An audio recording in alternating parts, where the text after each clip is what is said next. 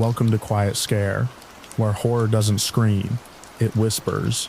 These are real, documented experiences, carefully curated and adapted to keep the facts clear and the atmosphere calm enough for sleep. Please like and subscribe and tap the bell to catch each new episode. No more than 3 ads in the first 15 minutes, then a clean run to the end. Quiet documentary true narration with a literary edge for sophisticated listeners. Sleep well and dream dark.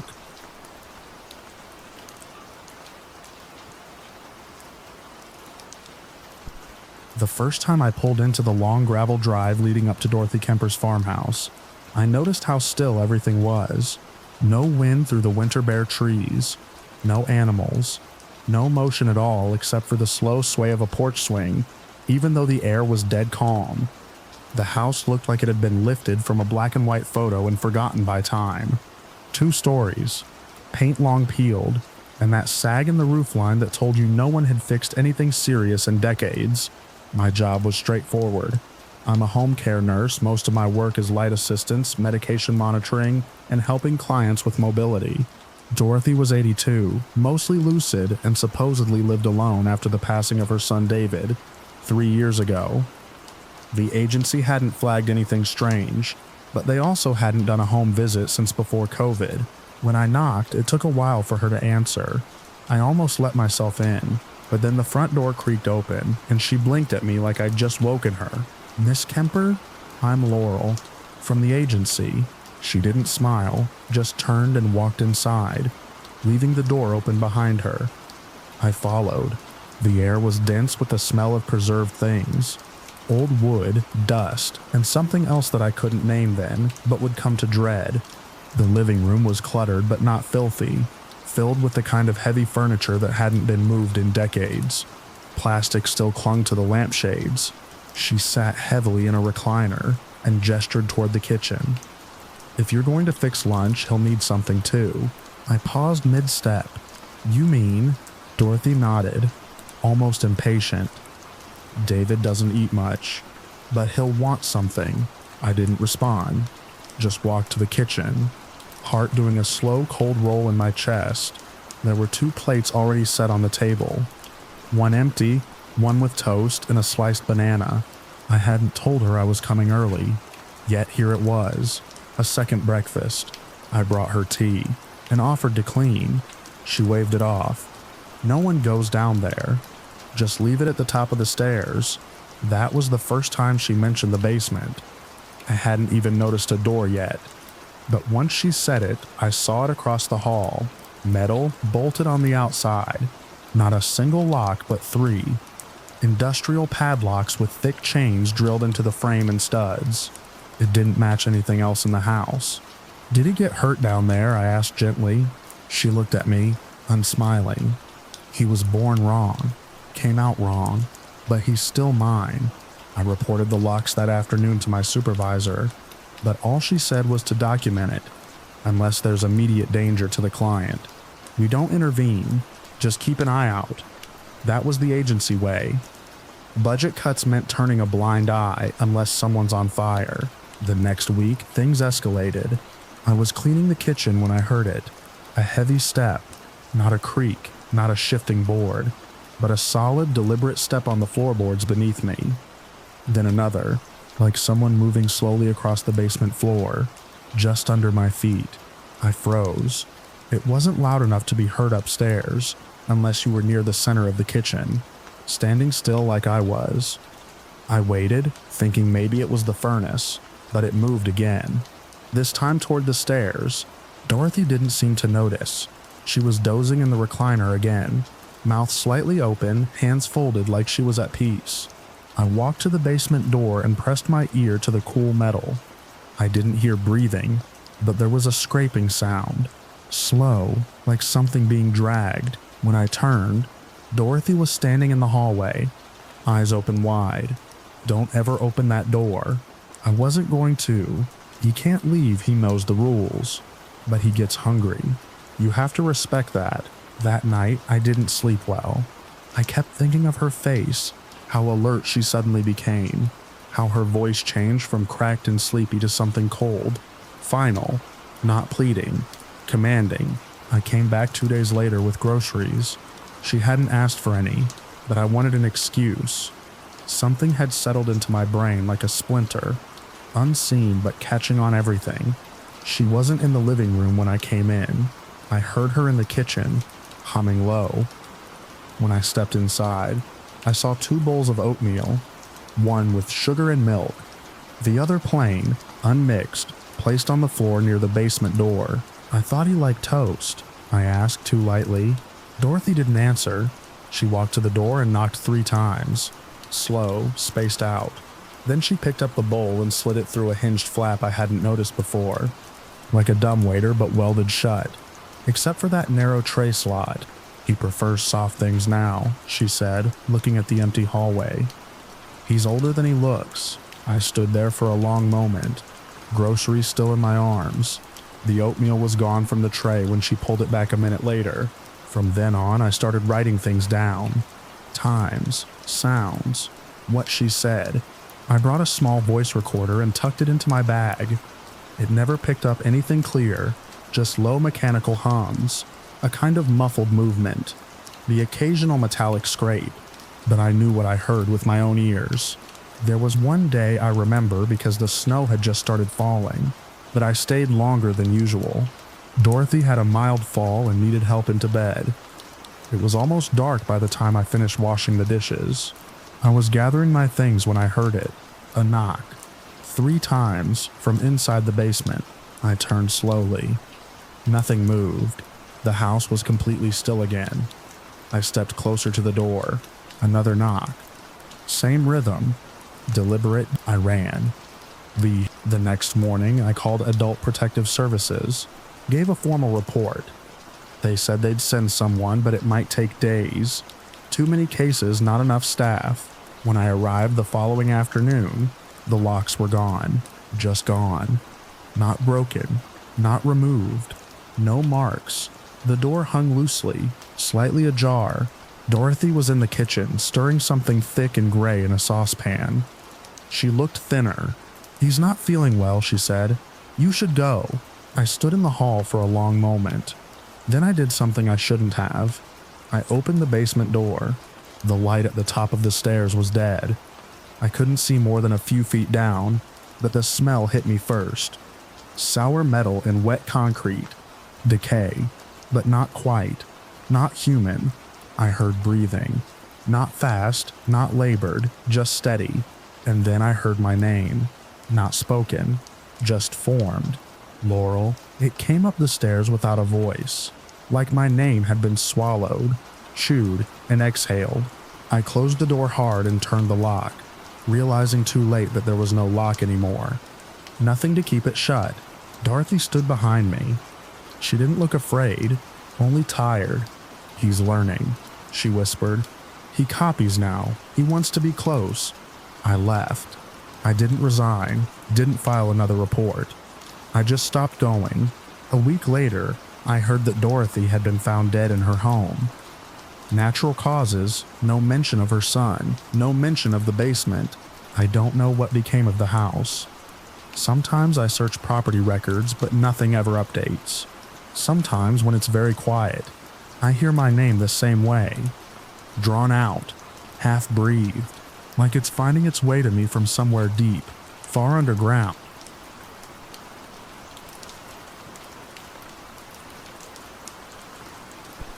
The snow had been coming down for hours by the time I hit Highway 12 outside Stettler. Visibility was maybe 20 feet, if that's just the hollow cone of my headlights pushing through the white. It was the kind of night you grit your teeth through, keep both hands on the wheel, and pray the call is false alarm. But the call wasn't false. It was a single vehicle rollover. GPS ping just west of Range Road 195. RCMP hadn't arrived yet. No other units were close. I was it. I spotted the hazard lights first. 2 dull red blinks, half buried in drifted snow. The vehicle had plowed through a fence and come to rest in a shallow ditch, half on its side. I parked behind it, hazard lights on, grabbed the kit and stepped into the wind. It hit like a wall, sleet, not snow, bitter, driving. I called out standard procedure. just in case someone was conscious. No response. The driver's side was crumpled and buried. Passenger door was wide open, like it had been kicked from the inside. No sign of the driver. That's when I saw the blood. Not just a drop or a smear. There was a thick trail of it churned into the snow and leading away from the vehicle toward the open field beyond the ditch. I should have radioed for backup, but in weather like that, time meant limbs meant life. I moved. The field was open pasture, flat and wind-scoured. No trees, no cover. The blood trail cut a straight line through the snow. Whoever it was, they were dragging themselves. Maybe crawling. I followed. 50 meters out, I spotted something hunched in the snow. My first thought was that it was clothing, torn or bundled. As I got closer, it moved just slightly, enough to tell me it was a person. I dropped to my knees, kit open. "Sir," I called over the wind. "I'm with EMS. I'm here to help." He rolled toward me, slow and shivering. His face was pale, eyes glassy. No pants, no boots, just shredded fabric clinging to his upper half. And below the waist, it took a second to register. The skin was gone, clean, not torn, not bitten, just absent. Muscle and sinew, raw and slick, exposed like a medical diagram. But there was no blood soaking the snow around him. There should have been. I pulled the thermal blanket from my kit and wrapped it around his upper body. Tried to apply pressure, though I couldn't find any active bleed. He grabbed my wrist, fingers like ice. "It took it," he rasped. I leaned in, wind clawing at my coat. "The wind?" he whispered. "The wind took it." I've heard all kinds of shock ramblings, but something about the way he said it, no panic, no confusion, just flat certainty froze me. Then he looked past me. I turned. At first, I saw nothing. Just the field, the swirling snow, the black strip of highway in the distance. But then, movement, subtle, like the air itself shifted wrong, folding in a way it shouldn't. It was there, maybe 30 feet out, hovering, not touching the ground, not exactly shaped either. It was as if the wind had congealed into a form, tall, thin, translucent, like plastic wrap held against a frame. Snow didn't touch it. It curved around the thing, spinning off as if repelled. It didn't make a sound. I blinked hard. The shape pulsed, then was gone. Not like it moved, like it never was. The man moaned under his breath, clutching at my arm. "Don't let it come back," he said. "Don't let it find the rest of me." I hoisted him into a partial carry, slung the blanket tight, and began moving us back toward the road. The wind felt worse now, colder, heavier. It pushed against me, not like weather, but like resistance, like intent. The trail we'd followed was already gone, snow filling it in. I walked blind, judging distance by memory, and the faint amber blink of my ambulance lights. My legs burned. His weight was dead against me. When I reached the fence again, I shouted for help, hoping maybe a cruiser had arrived. Nothing answered but the wind.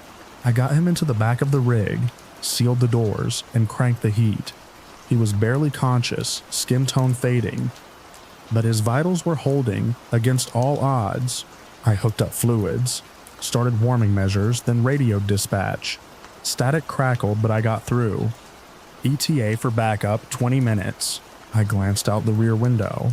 It was there again, closer this time, just at the edge of the field. The snow around it spun in a tight vortex, circling but never touching. I couldn't move, couldn't breathe. The man stirred on the stretcher, lips twitching. "It likes the heat," he murmured. "What?" He didn't respond. Eyes closed, shivering stopped. I turned back to the window. It was gone. I drove. I didn't wait for backup, just turned the ambulance east and gunned it, tires sliding over slick asphalt. For a while, nothing followed, but then the wind shifted. It pressed against the vehicle like a hand. The engine strained. I could feel it. Something not right in the air. Not noise, not touch. Just presence. I made it to Stettler Hospital in record time. They rushed him inside. Staff didn't ask questions. I stuck around, filled out the report, left out the shape, left out what he'd said. They stabilized him, put him in a medically induced coma, said his injuries were unprecedented, said there were no signs of animal attack, no environmental cause they could pinpoint. No frostbite, just absence of tissue. RCMP investigated the crash site, found no footprints but mine, no blood trail, no signs of struggle or predation. They ruled it exposure, delirium, maybe drugs. I kept quiet. I drove that stretch again a week later, same time of night, snow lighter this time, but the wind still wrong, still heavy. I stopped at the same place, killed the engine, just listened. It wasn't just the cold that bit, it was silence. The kind of silence that feels like something holding its breath. I stepped out, just once, walked 10 feet into the field. Snow blew past me in spirals, harmless, but for a split second I felt it. Something passed through me, like walking under high voltage wires. No sound, just a pressure behind the eyes, and the scent of hot metal. I turned back fast. Didn't look over my shoulder. I haven't driven nights since. Haven't told anyone what I saw. I check the weather obsessively. I don't go out if the wind's up, because sometimes in that moment before the gust hits, you can feel it coming. Not like air moving, but something choosing a direction. And once it chooses you, you don't get your skin back.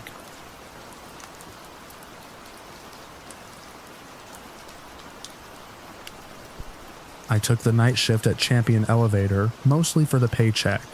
Old structures like that were supposed to be quiet, easy hours. No one really cared about the grain elevators anymore. They were ghosts of a different economy, long since left to rot. The whole place sat on the edge of town, a hulking wooden monolith nearly 100 years old, tucked behind a rusted chain-link fence and blanketed in years of dust and pigeon droppings. The grain had been gone for 2 decades. Supposedly, my job was to make sure no one got in and nothing caught fire. Simple. The night I started, the air felt off. It wasn't cold, but I kept pulling my jacket tighter. I chalked it up to nerves first night, unfamiliar territory. The guard shack sat to the side of the elevator, patched together with plywood and outfitted with a wall of ancient monitors. Most were black and white, grainy as hell, but they gave me a view of every catwalk, bin, and corridor inside. I spent the first few hours sipping burnt coffee and scanning the screens. Nothing but static and stillness. Around 2 a.m., I caught a flicker of movement on camera 6. A blur of something could have been a bird or a trick of the light. I rewound the feed and squinted at the grainy footage. There it was again, a figure, low to the ground, crawling across the walkway between the main tower and bin 3. I checked the live feed. Nothing. I went out with my flashlight, boots crunching over gravel. The wooden frame of the elevator groaned in the wind, boards shifting like an old ship. The air inside was thick with the scent of mildew and old grain. I made my way to the walkway, swept my light across the path. Nothing. No footprints, no signs of movement. Still, something about the place kept my skin crawling. Back in the shack, I logged the event and kept watching. At 3:17 a.m., another camera flickered. Camera 9, showing the entrance to the old storage bin, labeled Champion 4. A shadow passed directly in front of the lens. It moved too smoothly to be wind, and there was no sound, just the shadow sliding across the feed like it knew I was watching. I hesitated, but curiosity got the better of me. The Champion 4 had been sealed since 2006. I'd read that in the maintenance logs. The structure had been deemed unstable, flooring compromised, roof partially collapsed. Nobody was supposed to go in, and the door had been padlocked from the outside. Still, I walked over. My flashlight beam bounced off the weathered wood and rusted bolts. The lock was missing, just gone. No sign of it on the ground. No scratch marks, no broken pieces. I pushed the door open. The air that hit me was warm and stale. Wrong, like the inside of a burlap sack left in the sun. I swept my light across the interior. Rats skittered away from the beam, and dust hung in the air like smoke. Then I saw it, grain, fresh grain by the smell of it, piled neatly in the center of the bin. Not spoiled, not moldy. It looked like it had just been harvested. There were even faint boot prints in it. One set too small to be mine.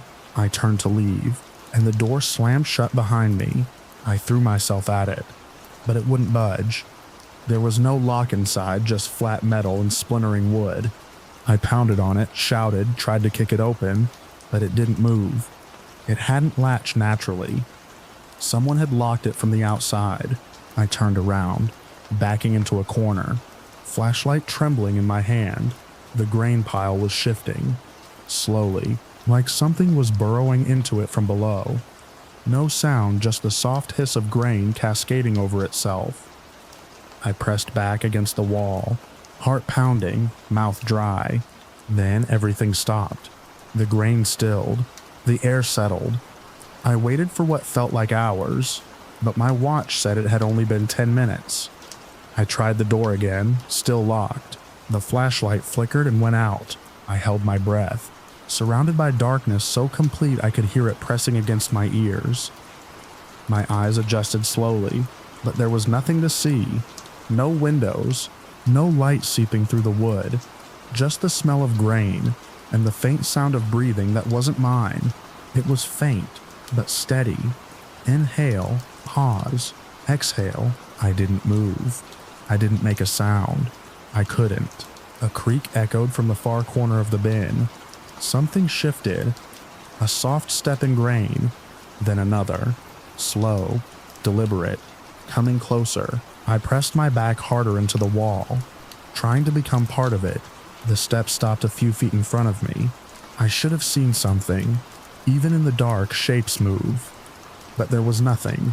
Just the sound of something breathing, standing inches away.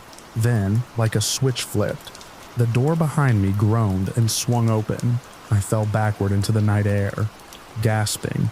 The yard was silent, empty. I scrambled to my feet and slammed the door shut. This time I saw it clearly. The padlock was hanging there, in place, old and rusted. I hadn't heard anyone touch it, hadn't seen anyone. I staggered back to the shack and rewound the tape from camera 9. The footage showed me walking up, opening the door, entering. A few seconds later, the door swung shut. Then, 5 minutes of static. At the 6-minute mark, the door opened again, but I wasn't on the tape. No figure came out. The tape just jumped ahead to me, running across the yard toward the shack. I didn't finish the shift. I called it in, locked up, and left. They gave me 2 weeks suspension for abandoning post. I didn't fight it. I came back the following month. Bills don't pay themselves. The cameras had been upgraded by then. Higher resolution, fewer blind spots. I thought maybe I'd imagined it. Sleep deprivation, maybe. Stress. But last night, around 1 a.m., camera 12 caught something. A figure, crawling across the upper grain chute. Same slow movement, same size. I rewound the tape 5 times. Then I noticed something else. It was wearing my jacket, the same one I lost in Champion 4 when I fell backwards and left it behind. Still zipped up, still torn at the sleeve. I turned off the monitor and didn't go check. I haven't told anyone. But the door to Champion 4 is locked again, and this time the grain is piled higher than before. I know because this morning the pile was visible through a warped crack in the wall, rising grain by grain, like something inside keeps feeding it.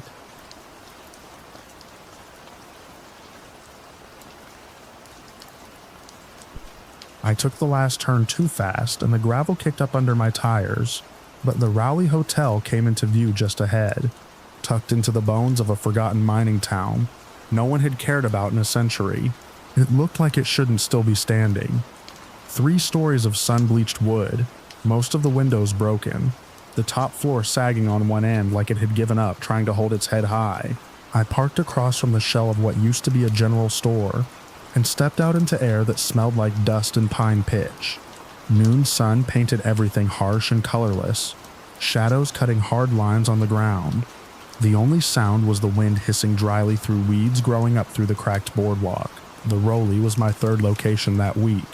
I was working on a series photographing abandoned hotels across the Southwest.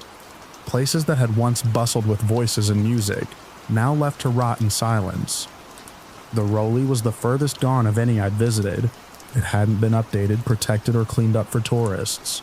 There wasn't even a plaque, just stories whispered on forums by ghost chasers and lost history nerds. I walked the perimeter first. The back had collapsed entirely, leaving exposed beams and a rusted-out clawfoot tub still anchored to the floor of what used to be a second-story bathroom. Inside, the ground floor was scattered with broken furniture, mildewed wallpaper, and light shafts cutting down through holes in the roof. I took my time setting up. Tripod, wide-angle lens. I always shot on film for these. Digital felt too clean, too fast. Film gave me time to think between shots, to see the place change as the light shifted. I started on the lobby, what remained of it. A fallen chandelier, glass teeth scattered across the floor, a reception desk, warped and listing, still had a rusted bell on top. I pressed it once. It didn't ring. I made my way through the main floor slowly, framing each room from different angles. One corner room still had faded floral drapes clinging to a bent curtain rod. A small child's shoe sat in the middle of the floor, untied and scuffed. I don't remember placing it in the shot, but it was in the frame when I clicked the shutter. After a couple hours, I took a break out front and sat on the porch steps with a warm bottle of water. That's when I heard it. Music. Not loud but clear. Piano chords and laughter, muffled like it was coming from inside. I stood up fast. The building was dead quiet again. Just the wind pushing through broken slats. I thought maybe I'd picked up a radio signal, someone driving through the hills, but there was no reception out here. I'd checked earlier, trying to load the topography map. Back inside, I resumed my shots. The second floor had a long hallway, doors on either side, most hanging off their hinges. As I stepped through the threshold, I felt something change. Not temperature. It was still hot and stale, but density, like the air, thickened. My steps sounded sharper. Floorboards groaned underfoot like they remembered who they used to carry. I was lining up a shot of a room at the end of the hall when I noticed movement in the viewfinder. Just for a second, I froze, adjusted the focus, and saw nothing. Just tattered bedding, sunlight on cracked plaster, an overturned chair. I took the photo anyway. It wasn't until 3 weeks later in the dark room that I saw them. In that hallway shot, blurred in the shadows, were 3 figures, one near a doorway, 2 further back, partly turned. Not clear, no faces, like someone had dragged a brush through the emulsion mid-development. But they were there. Not dust, not damage. Real shapes, too solid to be mistakes. Another photo. The reception desk. Someone behind it. A woman, I think, wearing what looked like a uniform. Her face turned, blurred just enough to ruin detail but not presence. And in the floral drape room, the child's shoe, there was a shape behind the curtain, small, watching. I stared at the prints under the red light for a long time. Not scared yet, just unsettled. I hadn't seen anyone. I would have seen someone. I was alone. I know I was alone. A month later, I went back. I told myself I just wanted to reshoot a few frames with better light, maybe get a few more exterior angles. But I brought all my gear, and more film than usual.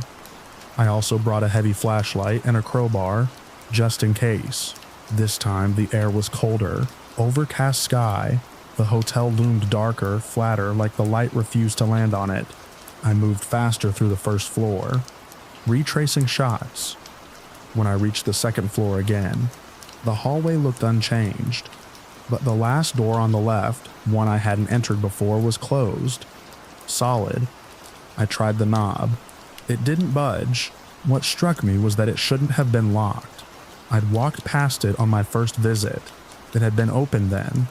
I distinctly remember it yawning into shadow, door sagging inward. I set up the tripod across the hall and took a long exposure shot of it. When I clicked the shutter, I heard movement inside. Soft, like shifting weight. I pressed my ear to the door. Silence. I should have left then, packed up and driven out. But I couldn't. I wanted to know, needed to. I went back outside, circled the building, and found a boarded up stairwell that led into the basement. I used the crowbar to wedge one of the boards loose and squeeze through. The basement was cramped, walls slick with moss. I could hear the faint sound of wind above, but otherwise it was dead quiet. I moved slowly, flashlight sweeping across rusted pipes and broken crates. Then I saw the door. Same one. I recognized the peeling green paint, the brass knob. It led up to that second floor room. From the inside, I tried it. It opened. The room was empty, dusty, unremarkable. But in the center was my gear. Tripod, camera bag, extra rolls of film, all arranged neatly, like someone had gone through them and put them back carefully. I had taken everything with me the first time. I'm obsessive about my equipment. I never leave anything behind. But there it was, waiting. I didn't take another photo. I packed up as much as I could carry, didn't look back. The whole way down the hall, I felt like something was watching me walk away. Not angry, just present. Back home, I developed the remaining rolls from that second visit. Nothing. Every frame from the second floor was blank. Overexposed, like the light had flared too hot for the film to register. The rest were intact, but flat, dull, like the place had decided not to show itself again. Sometimes, late at night, I flip through the prints from that first trip. The figures are still there, never moved, never faded. But last week, I noticed something new. In one of the lobby shots, the one with the reception desk, there's now a fourth figure, half-turned, walking away toward the stairs. Same jacket I wore that day, same bag slung over the shoulder, only I never set the timer on that shot. And I never went behind the desk. I don't go back anymore. But sometimes I still hear the piano in my dreams. Always the same song, always fading just before I wake up.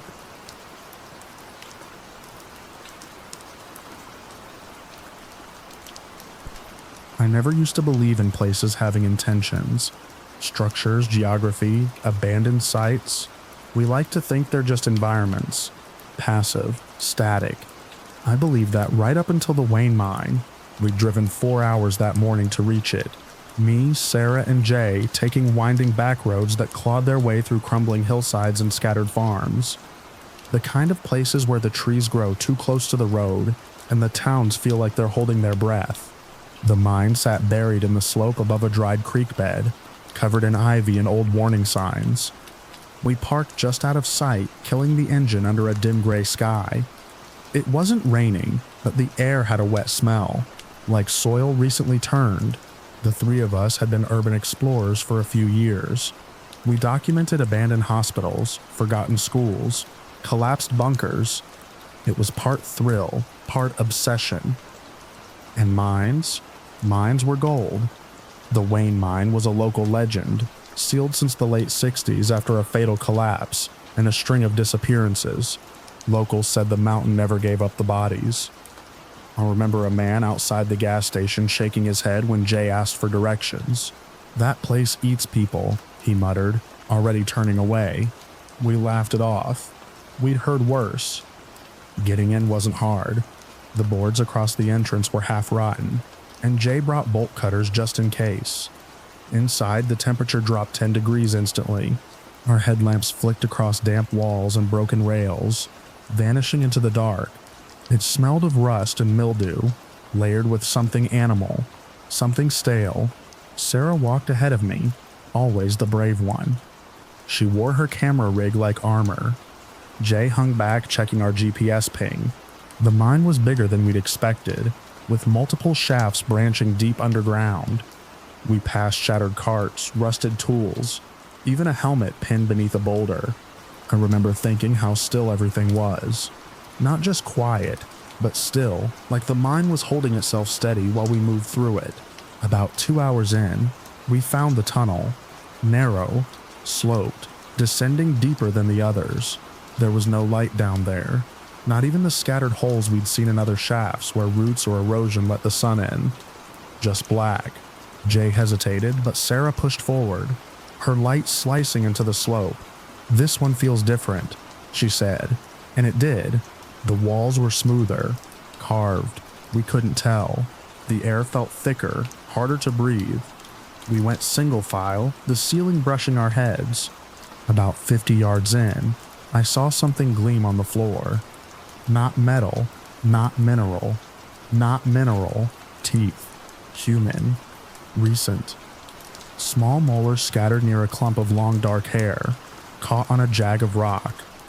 We stopped. Jay muttered something sharp under his breath and stepped back. Sarah crouched, taking photos, her lens brushing the stone. "I think someone was dragged," she said. The dust had lines through it, long shallow grooves like something heavy had been pulled deeper into the shaft. That's when we heard the shift. It didn't sound like a collapse. It was more subtle than that. A groan, like timbers adjusting or stone settling. We turned and ran, but we were too late. The entrance was gone. Not entirely, there was still a hole, maybe the size of a backpack, but the upper layers had fallen in, blocking the tunnel mouth with broken rock and twisted supports. Jay started digging with his hands, coughing in the dust. I tried the radio.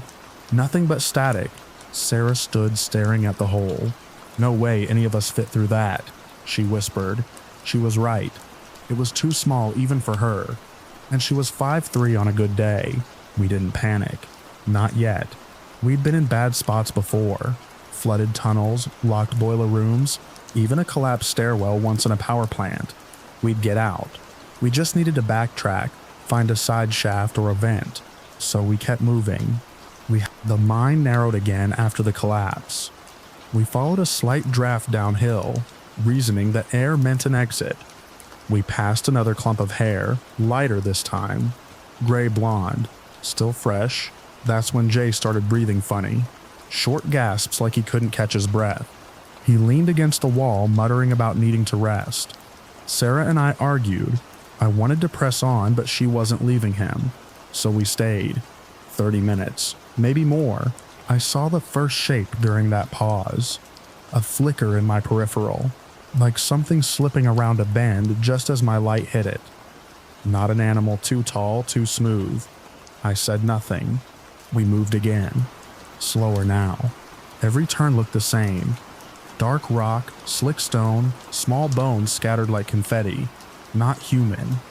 Rats, birds, maybe a raccoon or two. Something was eating down here. At one point, Jay looked up and said, "Do you hear that?" We didn't. Not then. But a few minutes later, I did. A scraping. Distant. Rhythmic. Not mechanical. Not geological. Like nails on stone. We started moving faster. Sarah took the lead again. She didn't say much, but I could see her hands shaking. Our lights flicked and hissed. The batteries weren't dying, but the beam felt thinner, like it couldn't push the dark back as much anymore. Eventually we found a side tunnel wide enough to sit. We crouched there, drinking the last of our water. The sound had stopped. Jay whispered that it felt like we were being funneled, like the mine was curving us into some center. He wasn't wrong. I remember asking Sarah what the time was. Her watch had stopped. So had mine. That was the last time I saw Jay upright. We turned a corner and found a hollowed-out chamber, wider than the rest, with a pit in the center. Natural or man-made, I couldn't tell. It was filled with debris, old bones, broken wood, and clothing. New clothing. A hoodie with a concert logo from last year. A phone case with stickers that hadn't faded. Sarah knelt, reaching for it. That's when Jay screamed. He was at the tunnel mouth, flailing. Something had him. We rushed, grabbing his arms, but he was being pulled backward, his feet skidding in the dust. I couldn't see what had him, just a pressure, like the air was wrong there, denser. We yanked, Sarah shouting. For a second I thought we'd saved him. He jerked forward, but then his body went limp. There were no marks, no blood, but his eyes were open, fixed, and his mouth hung slack. We left him. I'm not proud of that. But we left him. Sarah whispered a promise to come back and we ran. The mind twisted again. We stopped thinking in time. It was just movement now. Forward, down, left, always deeper. I lost track of how long, maybe hours, maybe days.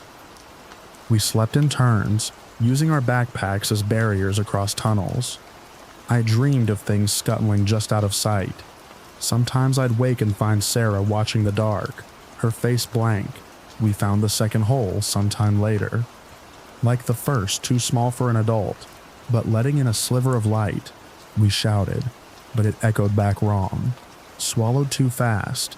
Sarah tried to dig again, her nails bleeding, her breath coming fast and shallow. I watched the tunnel behind us. It never stayed empty long. I think the mind wanted us to believe we had a chance. She snapped after that, said she saw a face in the wall. Flat, pale, with no eyes. She wouldn't go forward anymore. Just sat, arms around her knees, whispering something I couldn't make out. I stayed with her until I couldn't. I moved on. The tunnel changed again. Lower ceilings, sloped walls. I had to crawl. My light barely worked by then. My pack got stuck once and I had to leave it. I kept only the light, the radio, and a knife. Not that it would have helped. I found another pit, shallower, with more bones. Some were fresh. One had a bracelet, bright pink, with little stars. I recognized it. Sarah wore it during our first trip together. She said it was her sister's. I didn't stop after that. Now I'm here. Somewhere. There's light above me. Another hole. Maybe number 3. The air is cold. Damp. It smells like the first day again, and I can hear something moving just beyond the bend. Slow, scraping, deliberate. I don't think it wants me to die. Not yet. I think it wants me to understand first. And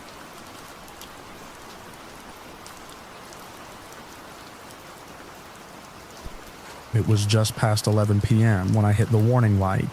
The fuel gauge dropped faster than I expected. I'd last filled up in Dodge, assuming I had more than enough to make it past the prairie stretch. But the headwind had been brutal all day. There were no stations marked for another 60 miles, and I wasn't going to make it. I pulled onto a shoulder that barely deserved the name. Cracked asphalt edging into open dark prairie. No houses, no lights, just a long black strip of road under the stars. My rig idled like a tired beast, the hum of the engine swallowing the emptiness around me. I toggled the GPS again, swiping through nearby stations. Nothing. No towns either. Just endless flatlands and occasional fence lines. Then I saw it. A small green road sign, half tilted and rusted. Dorothy, 1 mile. No listing on the map, but it was a direction. I nudged the truck into motion and rolled slow off the main route, tires bumping onto a narrow side road that cut east. The turnoff took me into something older. The pavement changed, faded center lines, shoulder broken into patches of gravel and prairie grass. I passed no cars, no streetlights, just a line of leaning telephone poles, half of them sagging. Then, almost like a mirage, Dorothy appeared. It was barely a town. A wide spot with maybe 4 buildings clustered around a small cracked concrete square. There was a diner, a 2-pump gas station, a boarded-up hardware store, and what looked like a post office with its windows painted black. Every sign was faded, paint peeled to gray, but the station lights were on. Dim yellow bulbs over both pumps, and a buzzing open sign in the window. I parked under the overhang. The place had no brand name. Just gas and goods in hand-painted letters across the roof. I stepped out into dry wind and silence. The pumps looked old, like really old, metal-sided with analog dials. I'd never seen that model still operating. No card reader, no digital screen. I walked inside. The bell over the door clanged. Not a chime, a full metal clang like someone had jammed an old farm bell to the frame. The interior smelled like motor oil and dust. A single aisle of shelves stood half-stocked with canned goods, faded snack wrappers, and a whole rack of cigarette brands I hadn't seen in decades. A Coca-Cola fridge hummed in the corner, glass fogged with condensation. The attendant looked up from behind the counter. He was old, pale eyes, paper-thin skin over heavy cheekbones, hair yellowed like tobacco. He wore a gray service shirt with a name patch that had long since faded to white. "Truck out there yours?" he asked. I nodded. "Need fuel. Can I still fill up?" He gestured with one hand, slow. "Sure. Pump one still feeds." I went back out and lifted the nozzle. The numbers clicked manually as I fueled, and I watched the gallons tick up. When I hit 50, I stopped. That should be enough to get me clear. Back inside, I handed the man 100. He pulled out the drawer and counted change. Then he handed me a few bills and some coins. That's when I noticed. The $5 bill he gave me was an old-style greenback. No watermarks, no color-shifting ink. The paper felt different, thicker, almost. I looked at the coins. A quarter dated 1969. A dime with Roosevelt's face worn smooth. "This currency's old," I said. He blinked at me slowly. "It's good, just different." I didn't argue, just took the bills and stuffed them into my pocket. I wanted out of there. Something about the silence in that store was wrong. Not just quiet, but drained, like no one had spoken for a long time. As I stepped back onto the porch, I heard an engine. Not mine. Headlights approached from the east. Same narrow road I'd come down. A truck. But not just any truck. It was a red Kenworth W900. Same color, same stripe, same sticker on the fender. I froze. It was my truck. And it was moving fast, barreling west toward the highway. I caught a glimpse of the cab interior through the windshield. The driver looked just like me. Same hat, same blue shirt, same face. I stood still as it passed, a gust of prairie wind following in its wake. The other me didn't look back. I turned slowly to the old man behind the counter, but he'd stepped outside too, leaning against the frame of the door. He didn't say anything, just watched the road like it didn't surprise him. "What the hell was that?" I asked. His gaze didn't move. Sometimes folks go by twice. I didn't wait for more. I climbed into my rig and turned the key. The engine caught on the first try.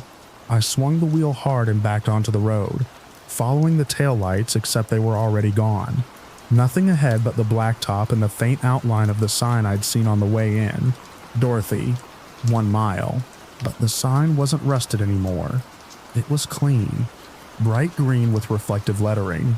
Back on the main highway, the GPS reloaded. Still no Dorothy. No side road. No gas station. Just empty prairie. I drove until morning, pulled off at a real station in a town called Meade, and got another full tank. When I went to pay, I pulled the bills from my pocket. The cashier held one up. "Where'd you get this?" "Gas station east of here," I said, before I could stop myself. He frowned. "This is a silver certificate, 1960s issue. You'd need to take it to a collector." I traded it for a debit payment and got out quick. Later, I checked maps, topo charts, old road atlases. There's no town called Dorothy in that stretch of Kansas. No listing in county records. No mention in postal routes. The closest thing I found was a ghost town listed on an amateur urban exploration site. Population 0. Last known resident 1981. And the strangest part? That night, after I got to the next rest stop, I climbed into the sleeper cab to check my gear. Everything was where it should be, except on the dash. Tucked neatly under the visor was a quarter, same as the one I'd been given. I never told anyone at the company. No one believes these stories anyway. You spend enough time on the road and people assume you're just tired, sleep deprived, maybe imagining things. I've driven that route again since. Same stretch. Even timed it to the same hour. There's no side road. No sign. No Dorothy. But I still have the change in my glove box. And sometimes late at night, when the road is long and the wind is high, I swear I hear my own rig pass me going the other way.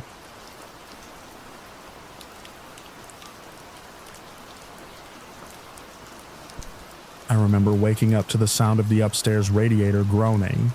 That old metal-on-metal shriek it makes when the heat kicks in. It was dark outside, and my phone was face down on the floor. Not on the nightstand where I always leave it. When I picked it up, the screen was cracked through the middle like a bolt of lightning had hit it. The date on the lock screen stopped me cold. January 18th. The last thing I remembered was brushing my teeth before bed on the 10th. I sat there for a long time trying to understand if it was some kind of software glitch or if I had just misread it. But the news notifications matched. Weather alerts, articles, posts I had no memory of. 8 days. Just gone. No dreams. No in-between flashes. Nothing. I was just here. The apartment didn't feel right either. It wasn't anything overt at first, just a layout of things. My keys were in the freezer. There were forks in the bathtub. A pile of clothes I'd never seen was stacked neatly near the front door. All in my size, but none of it was mine. I walked around the apartment slowly, noting every strange thing like I was piecing together a break-in.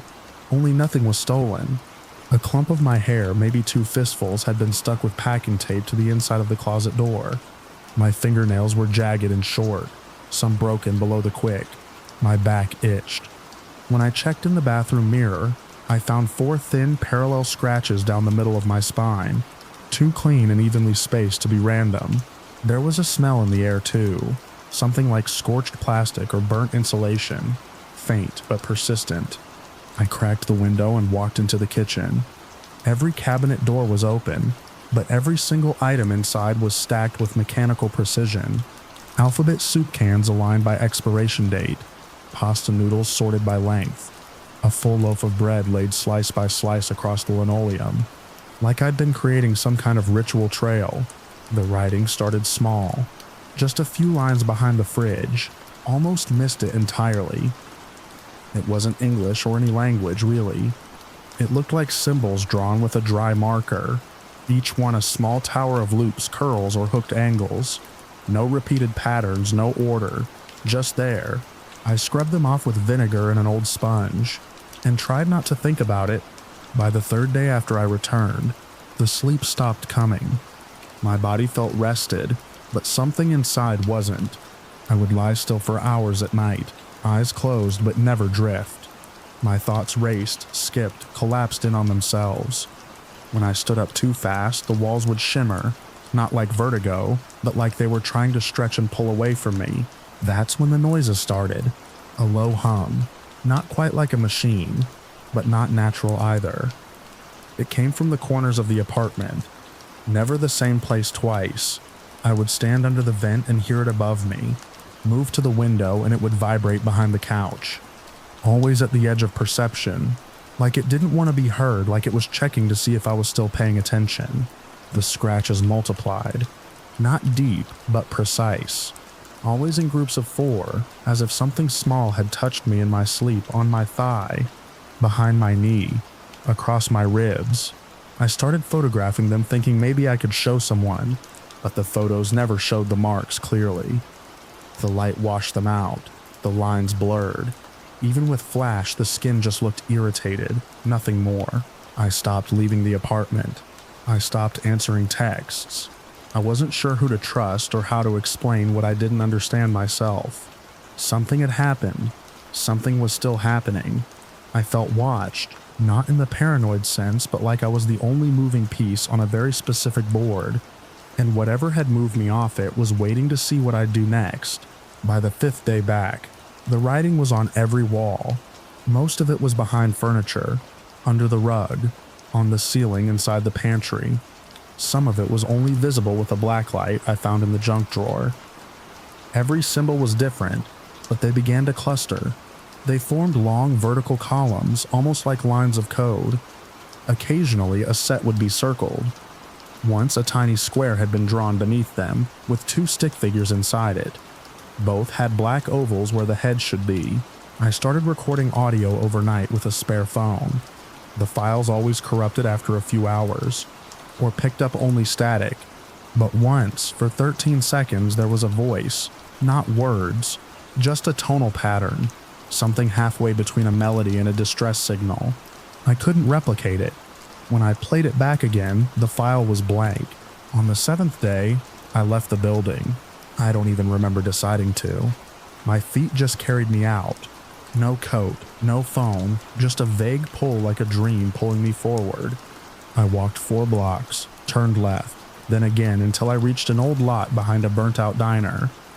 There was a small concrete hatch sunk into the ground like it had once belonged to an underground shelter.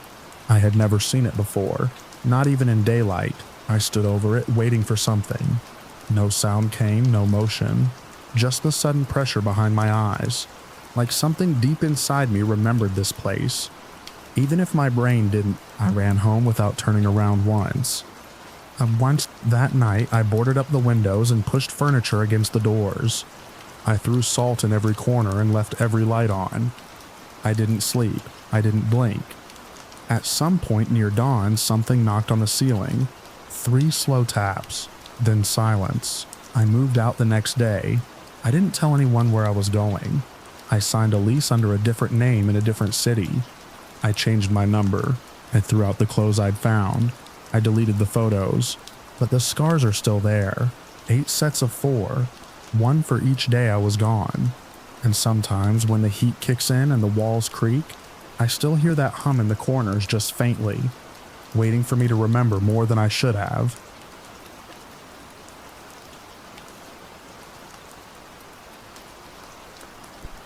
The air in Drumheller always felt dry, like the bones of the place had been left too long in the sun. My first morning there, I noticed how sound carried oddly in the Badlands. Even footsteps seemed to echo too far. I'd relocated for work, project lead on a small geological survey team, but the company had cut corners and housed us separately, spread across rentals all over town. Mine was a squat, 1-story house nestled on the edge of town, its yard cluttered with rusting tricycles and broken clay planters. It was supposed to be temporary. The landlord handed me the key with a crooked smile and said, "It's got some quirks, you'll get used to them." He didn't elaborate. I didn't ask. The quirks started with the light. Each morning I'd wake before the alarm to see the bedroom bathed in a kind of pale gray that didn't match the sun's schedule. There were no curtains. I checked the clock. It was always 5:14 a.m., but the light stayed constant for nearly an hour before brightening into proper dawn. Sometimes I swore the angle of the shadows didn't match the direction the sun should have been coming from. I chalked it up to orientation, elevation, maybe a weird quirk of Drumheller's carved terrain. The real trouble started the 3rd night, when I sat in the kitchen writing up notes from the day and heard my own voice coming from the hallway. It was faint, distorted, like a recording played through old speakers, but it was unmistakably me. I froze. The voice was saying something I hadn't yet said, something I wouldn't say until the next day, in a phone call to my supervisor. Word for word, I stood. The hallway was empty. No speakers, no open windows, nothing that could have picked up my voice. I checked every room. The house was silent again, except for the hum of the fridge. The next morning I dismissed it as fatigue, maybe even stress from the relocation. But when I called my supervisor later that afternoon and said, "There's something strange about the stratification layers here. I want to send in a request for deeper analysis," the words tasted familiar in my mouth. I remembered hearing them, slightly muffled, echoing out of that hallway the night before. Still I stayed, because that's what you do, right? You explain things away. You trust your own brain. You assume the world is consistent. It wasn't. The déjà vu crept up on me slowly. I'd reach for the kettle and know the phone would ring before it did. I'd pass the same red truck on my way to the site, honking at the same jaywalking teen in the same black hoodie. Once I walked into a gas station, and the cashier glanced up and said, "Back again." I hadn't been there before, at least, not that I remembered. By the 2nd week, I decided to drive out of town. Just for a few hours to Calgary, maybe. Clear my head. I never made it. I took Highway 9 west. The road dipped and curved, predictable. I passed a bent mile marker I remembered from the map. But after an hour, I pulled over to check my GPS. It still showed me just outside Drumheller. I reset the app, tried again, took a different road, then another. No matter which way I went, north, west, even cutting across gravel service paths, I would find myself looping back, cresting a ridge or dipping into a canyon, and there it would be drumheller, that squat house, the rusting tricycles. At one point, I even ran out of gas on a back road and had to hike back in. It took me less than half an hour. That didn't make sense. I should have been miles away. I stopped trying to leave after that. Instead, I started recording everything. Times I heard the voice, moments of repeating events. I kept a log, but pages went missing. I'd write down what I remembered, only to find those entries blank the next morning. Sometimes whole pages were torn out. Once I found a page rewritten in handwriting that mimicked mine, but slightly off, too rounded, like someone trying to copy it from memory. It said, "You already know how this ends. Stop." I didn't stop. I began testing the boundaries. I marked road signs with chalk, left my watch on a trail. They would vanish, or worse, reappear in strange places, like inside my fridge or tucked under my pillow. Once I found the watch frozen at 3:47 a.m., ticking quietly, even though the hands didn't move. That night, I stood in the center of the living room, listening. It was just after 3 a.m. when I heard it again, my own voice coming from the hallway. This time it said, "Don't look behind you." I turned anyway. There was nothing there, no one, just the hallway dimly lit leading to the bedroom. But my stomach turned with a sudden wave of dread, like I'd violated a rule I hadn't agreed to. That night, the light came earlier, 3:14 a.m., and stayed longer. I called the landlord the next morning, asked if anyone had ever complained. He paused, then said, "It's been rented a few times. People don't stay long." I asked why. He hesitated again. Then carefully, they stopped calling. Eventually mail starts piling up. Then someone else comes along, like you. I asked if he'd ever seen anyone leave. He didn't answer, just hung up. I didn't see him again after that. Some nights I could hear movement outside, like footsteps circling the house. I tried to catch them once, threw open the door and rushed out, but there was nothing, just wind carving dry channels through the dust. The door slammed behind me. When I opened it again, the furniture inside had shifted slightly. The clock was missing from the wall.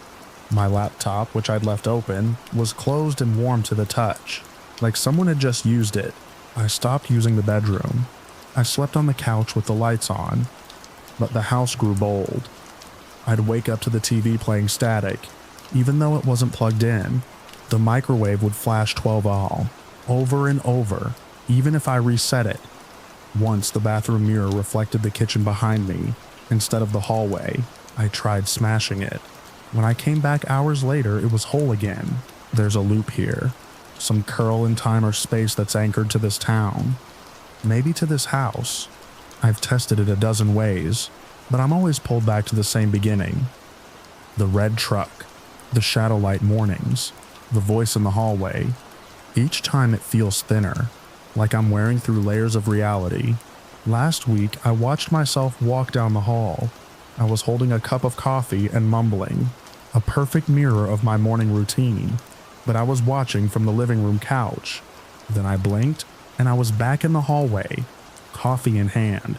I don't know how long I've been here. The calendar says it's January, but I remember the heat of July just a few days ago. The days blend, twist. Time doesn't obey. I tried leaving again yesterday, got in the car, drove east this time. Same result, looped back into town. This time I passed myself walking toward the store. We didn't make eye contact. I haven't gone outside since. Sometimes I wonder if I never left the hallway that night when I heard my voice. Maybe this is what the loop is. Maybe this is the cost of turning around. But I still write. Even if the pages vanish, I still keep track. I still search for the edge. Because there has to be one, doesn't there? And if not, maybe someone else will find this. Maybe you already have. Maybe you're next.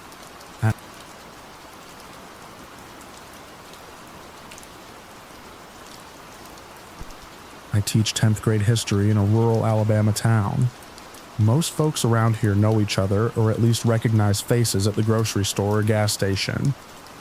Life's predictable, routine. One reason I've come to value the Vulcan Trail so much. It's not particularly scenic, but it's quiet. A straight shot of gravel and dirt that winds between the denser woods just outside the older parts of town. There's a tree line that flanks it for a few miles, separating it from overgrown farmland on one side and untouched forest on the other. After school lets out, I like to run a few miles along it, clear my head. That day, early October, I hit the trail just before sunset. The sky was a deep orange bleeding into purple, and the temperature had finally dipped enough to bring on a slight chill. Perfect weather for a long jog. I remember feeling good. My legs were in sync, breath steady. Leaves rustled overhead as the wind teased the branches. No one else was on the trail, which didn't strike me as odd. Sunset jogs tend to deter most casual walkers. I'd gone about 2.5 miles in when I heard it. A sound. It came from the tree line to my left. Low guttural, almost like a growl, but not quite.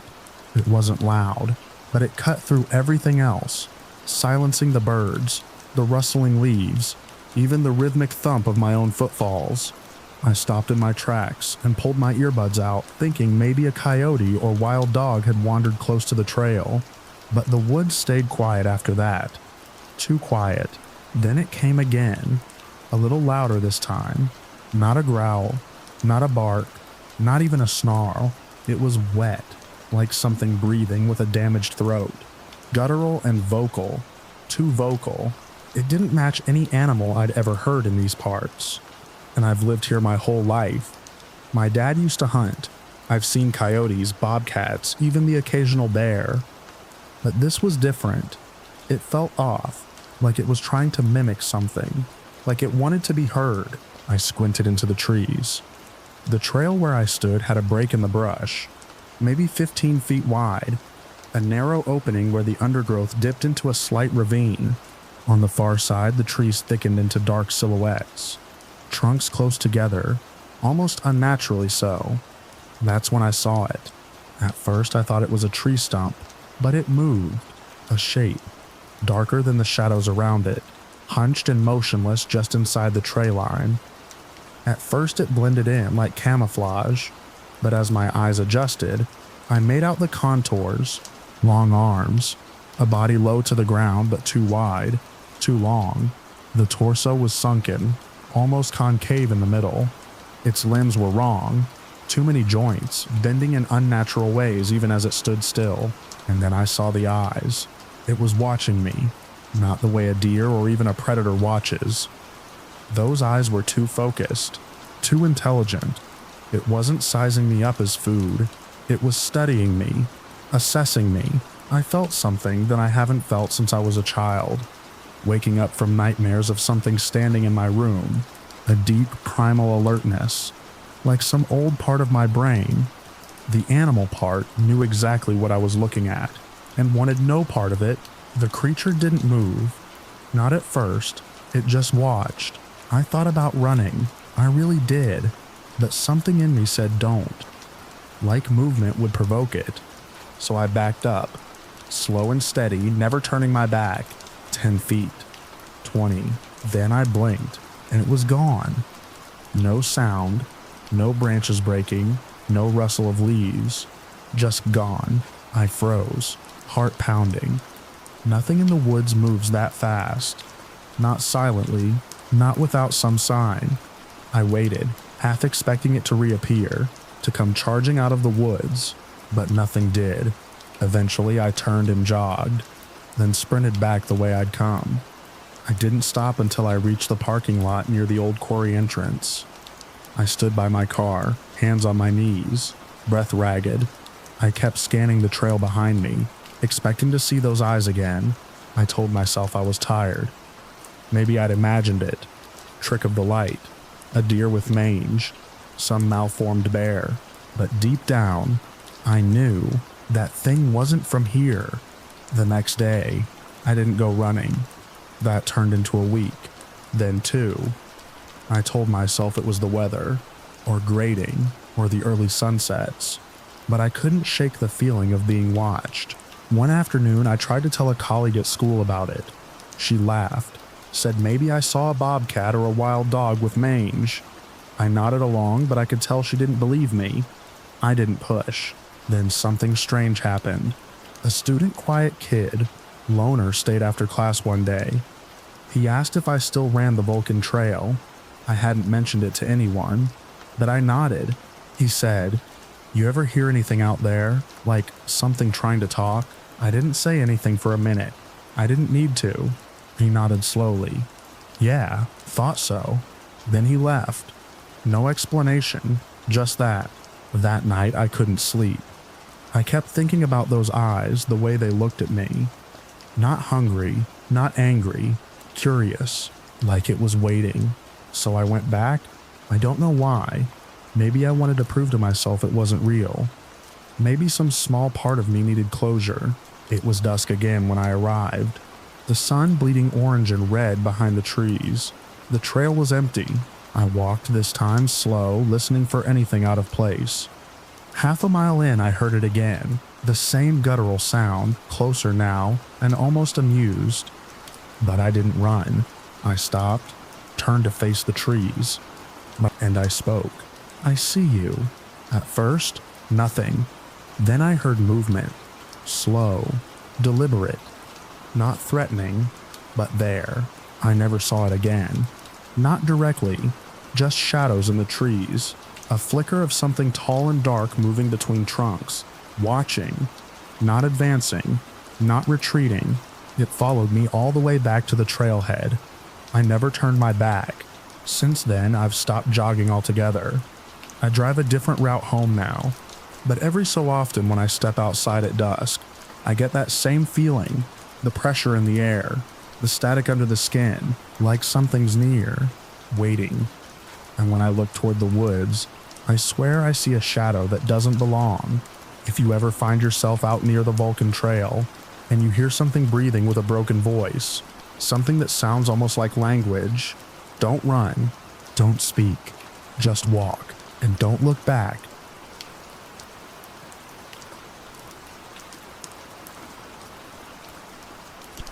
I was still jet-lagged when I first stepped out of my truck and heard the wind press against the rusted grain silos at the edge of the Hannah farm.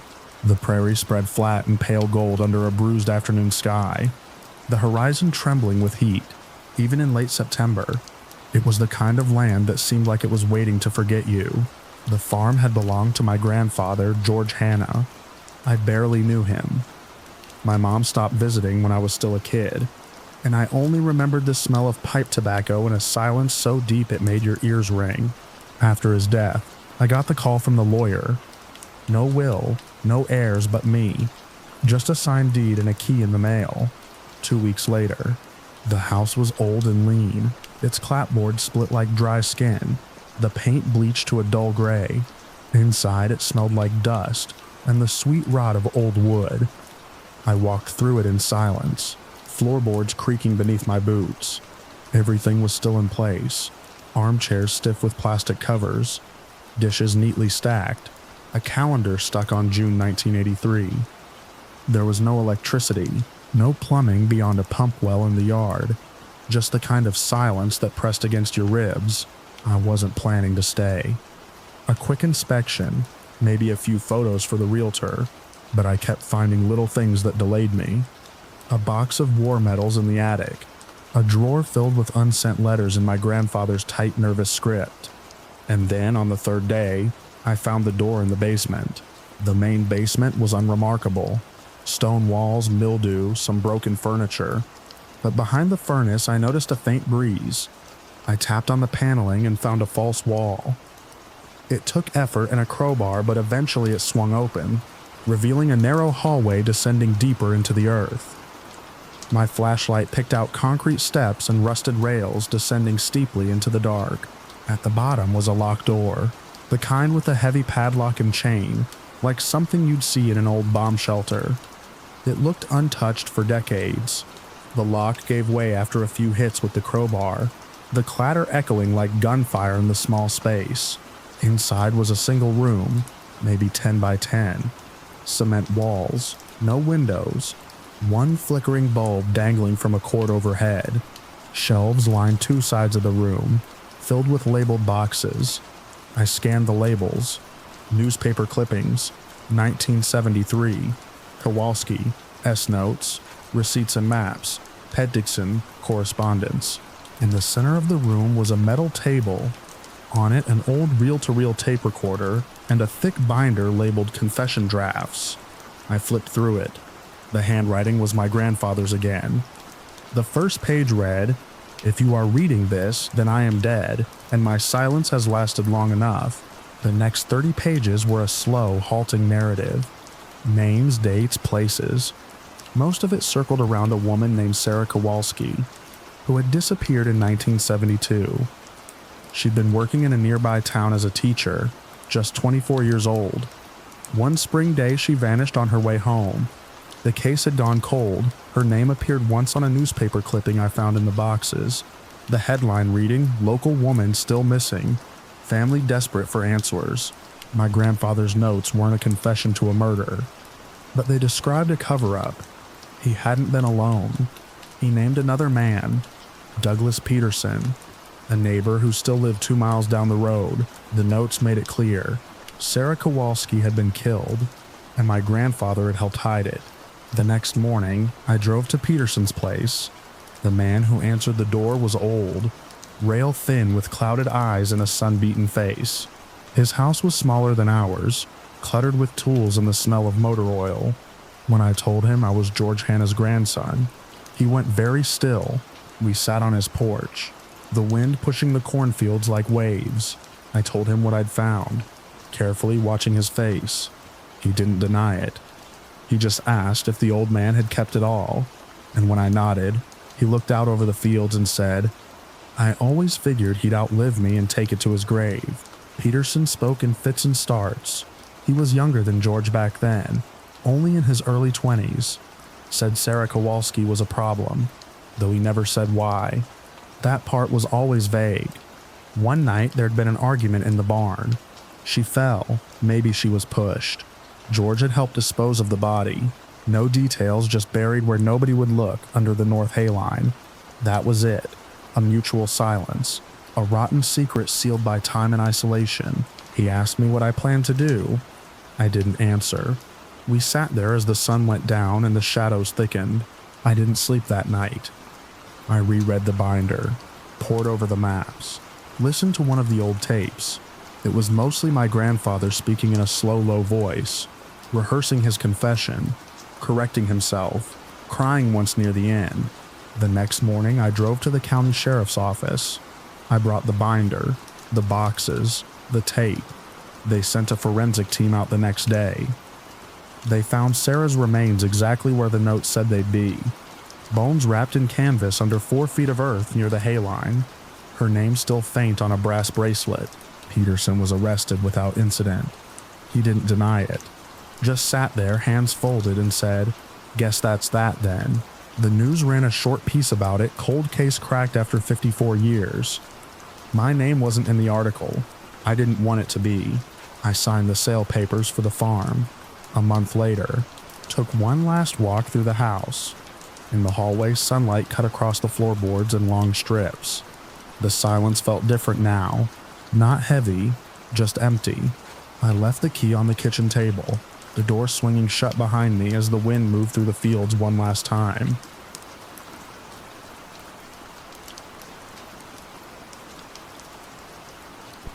It started with a ferry ride and a folded letter in my coat pocket. I'd been dispatched from the mainland to investigate a missing persons report.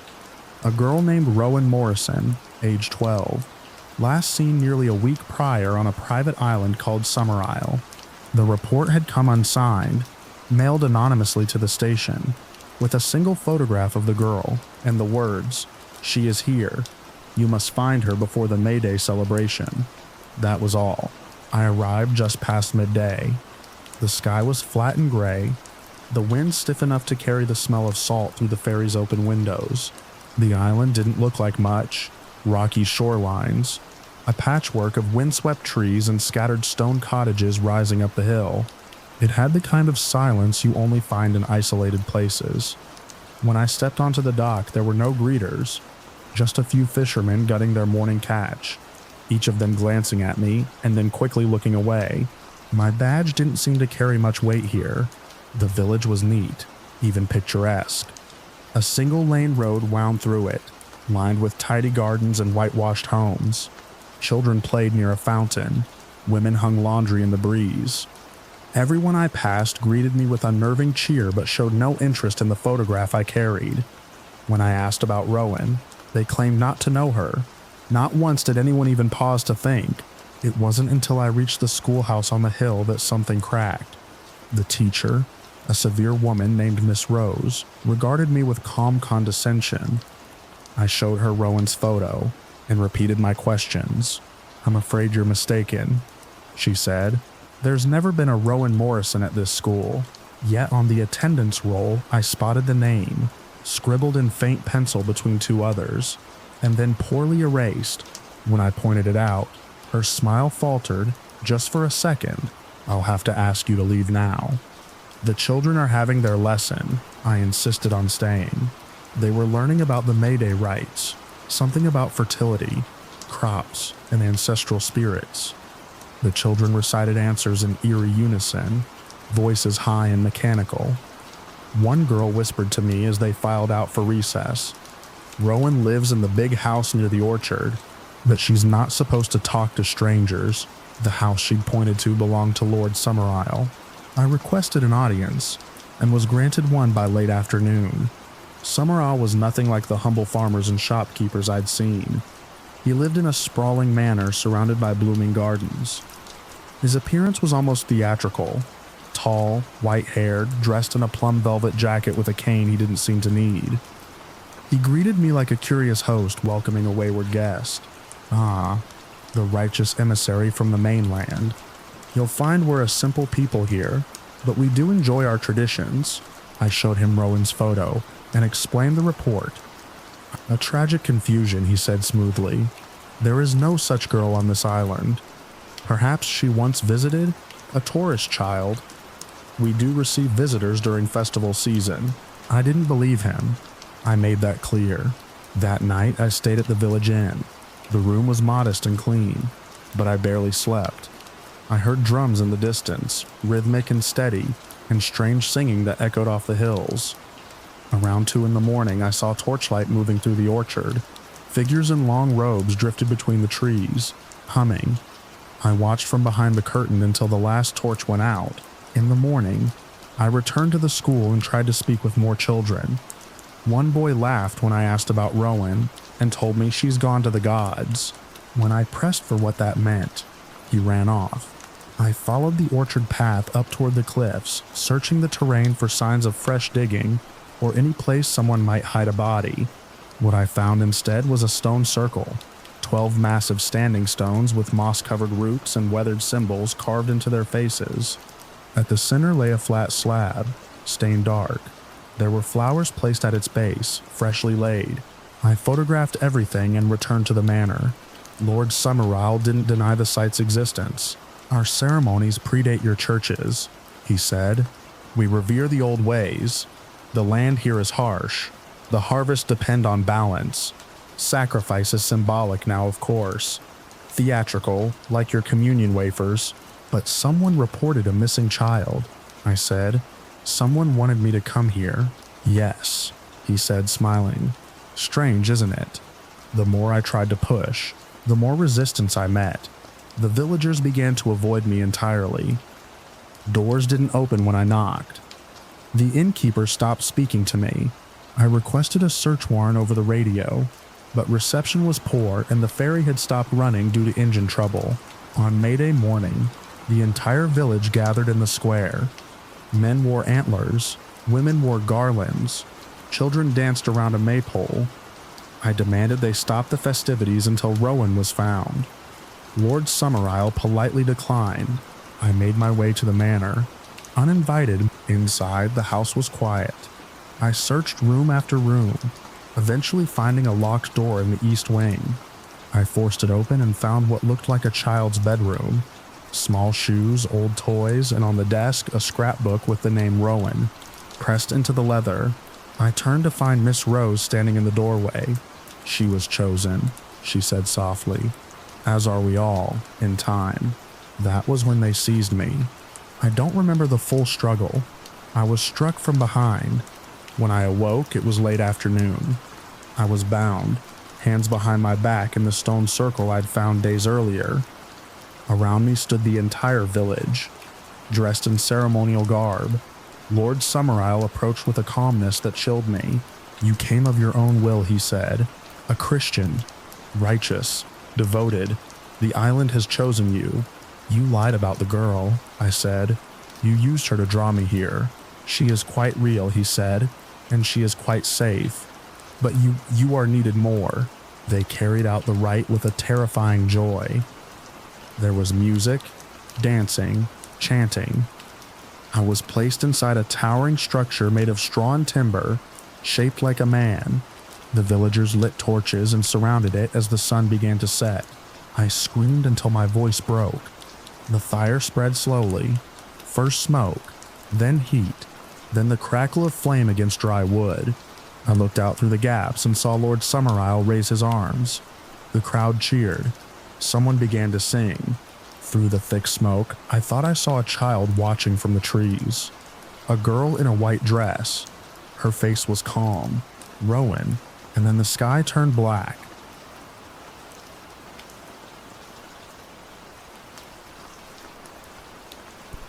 The heat was the first thing that hit me when I stepped off the train. Not the kind of heat you escape from with shade or water. This was the kind that settles on your skin and seeps into your bones. The platform was little more than a sun-baked strip of concrete in the middle of red dust and humming flies. I'd taken a detour on my way back from the small town where I taught. 2 weeks of summer break left, and I thought I'd see a part of the country I hadn't yet. Foolish, really. I was aiming for Sydney, but stopped over in this place. Bandanyaba, they called it. The first sign of trouble wasn't even obvious. The pub was packed by mid-afternoon, full of leathery-faced men with wide smiles and loud laughs. It felt harmless enough, almost friendly. A few of them asked me about my job, where I was headed, if I liked the yaba. The name stuck in my head. Yaba yaba, like a chant. One bloke insisted I couldn't pass through without having a drink. It would have been rude to say no. One turned into two. Then someone slapped coins into a slot machine and told me I might win enough for my ticket out. I lost $20. Then another 20. By dusk, my wallet was light and my legs were shaky. Someone had offered me a bed for the night. Joe, I think his name was. He drove a battered ute, the inside sticky with heat and reeking of sweat and beer. His place was on the outskirts, down a road that turned from gravel to dirt. The house sagged in the middle like it was tired of standing. I slept on a couch with broken springs, mosquitoes whining near my ears all night. No one mentioned trains the next morning. I didn't ask. By the second day, I realized I'd misjudged everything. No bank open till Monday, no buses till then either. I had 37 cents in my pocket, an empty stomach, and no plan. Joe offered breakfast, burnt toast, eggs with gray yolks. He laughed when I tried to pay him. All good, mate. You'll get your shot back in the game tonight. It wasn't a game, though. We went back to the pub. Another man joined us. Doc, they called him, though I doubted he had any license. He was wiry, with a beard that looked like it had been grown out of spite. Doc watched me like I was a specimen in a jar. When I hesitated before a beer, he told me there were worse things than drinking in the yaba. By that evening, I was deep in something I didn't recognize. There were poker games, men slapping each other's backs, shouting over hands of cards and piles of coins. I borrowed money from someone, I don't remember who, and lost it within an hour. They didn't seem angry. They offered me another drink instead. It was always free, always handed to me with a grin. I stopped asking about leaving after that. The third day started with sun and ended in smoke. Joe drove us out into the scrub, crates of beer rattling in the back. We met up with more men at the edge of a clearing, where kangaroos clustered near sparse trees. One of them handed me a rifle. I didn't want it, but they cheered me on. told me it was part of becoming a real Aussie. My hands trembled when I held the stock against my shoulder. The recoil cracked through my teeth. I don't remember hitting anything, but I remember the sound. Thudding bodies, cries that didn't sound like animals, and men whooped like it was a celebration. By the time we got back, my clothes were stained with dust and something darker. I showered in cold water while someone pounded on the door, asking if I was ready for the next round. I wasn't, but I said yes anyway. The days lost their order after that. I couldn't tell if I was drunk or just disoriented. I slept on floors, on cots, on benches behind the pub. I gambled with coins I didn't have, drank beer for breakfast, and ate whatever someone threw on a plate. The teacher part of me, the man who once cared about essays and lessons in order, felt like someone else entirely, like a story I'd heard about another person. The yaba had a way of grinding you down without you realizing it. At some point I found myself sitting in a dried out riverbed, sand clinging to my clothes. The sun was just rising. My lips were cracked. I hadn't slept. Doc was beside me, muttering something about how nature didn't care for rules. His hands were covered in dirt and blood. I didn't ask whose. Maybe I already knew. I tried to leave that day. Walked down the road, dust rising behind me with each step. But by noon, I was back in town, my head light and legs heavy. I don't remember turning around. It was like the town had a rope around my neck, tugging me back whenever I got too far. One night, I saw myself in a bar mirror, face sunburnt, eyes yellowed, teeth stained. I stared for a long time. A man beside me said I looked like I'd been here forever. I asked how long it had been. He shrugged. Long enough, he said. I didn't argue. The worst part wasn't the drinking or the heat or the noise. It was the silence between. The moment at dawn when the town slept, and I could hear my own breath and nothing else. That's when I remembered who I used to be, and then I'd reach for another bottle to drown it out. Eventually I stopped asking for help. There was no phone, no mail, no one waiting. The world outside the yaba felt like a dream I'd once had. Here, things were simple. Eat, drink, gamble, sleep, repeat. Time blurred. The names of the men around me became interchangeable. The rules shifted daily. Then came the storm. Not rain, not a real storm. A sandstorm, thick and red, swallowing the town in a low growl. I was inside Joe's place when it hit, watching through a cracked window as the world turned into dust. For hours, it scraped against the walls like claws. I could feel it even with the doors shut inside my mouth, under my skin. When it passed, nothing looked different, but I knew something had changed. I didn't speak for 3 days after that. No one asked why. When the train finally came through again, I almost didn't go. I stood at the station, a single duffel slung over my shoulder, ticket clenched in my hand. Joe was there, and Doc, and 2 others whose names I'd forgotten. They didn't try to stop me, just nodded like they understood something I didn't. The train doors hissed open. I stepped on. Now I'm here in a quiet apartment with books I haven't opened, and a job I'm not sure I can do anymore. The city feels too clean, too orderly. I wake in the middle of the night, certain I can hear the hum of flies and the click of coins hitting a metal tray. I tell myself I was lucky to get out, but part of me never left the yaba.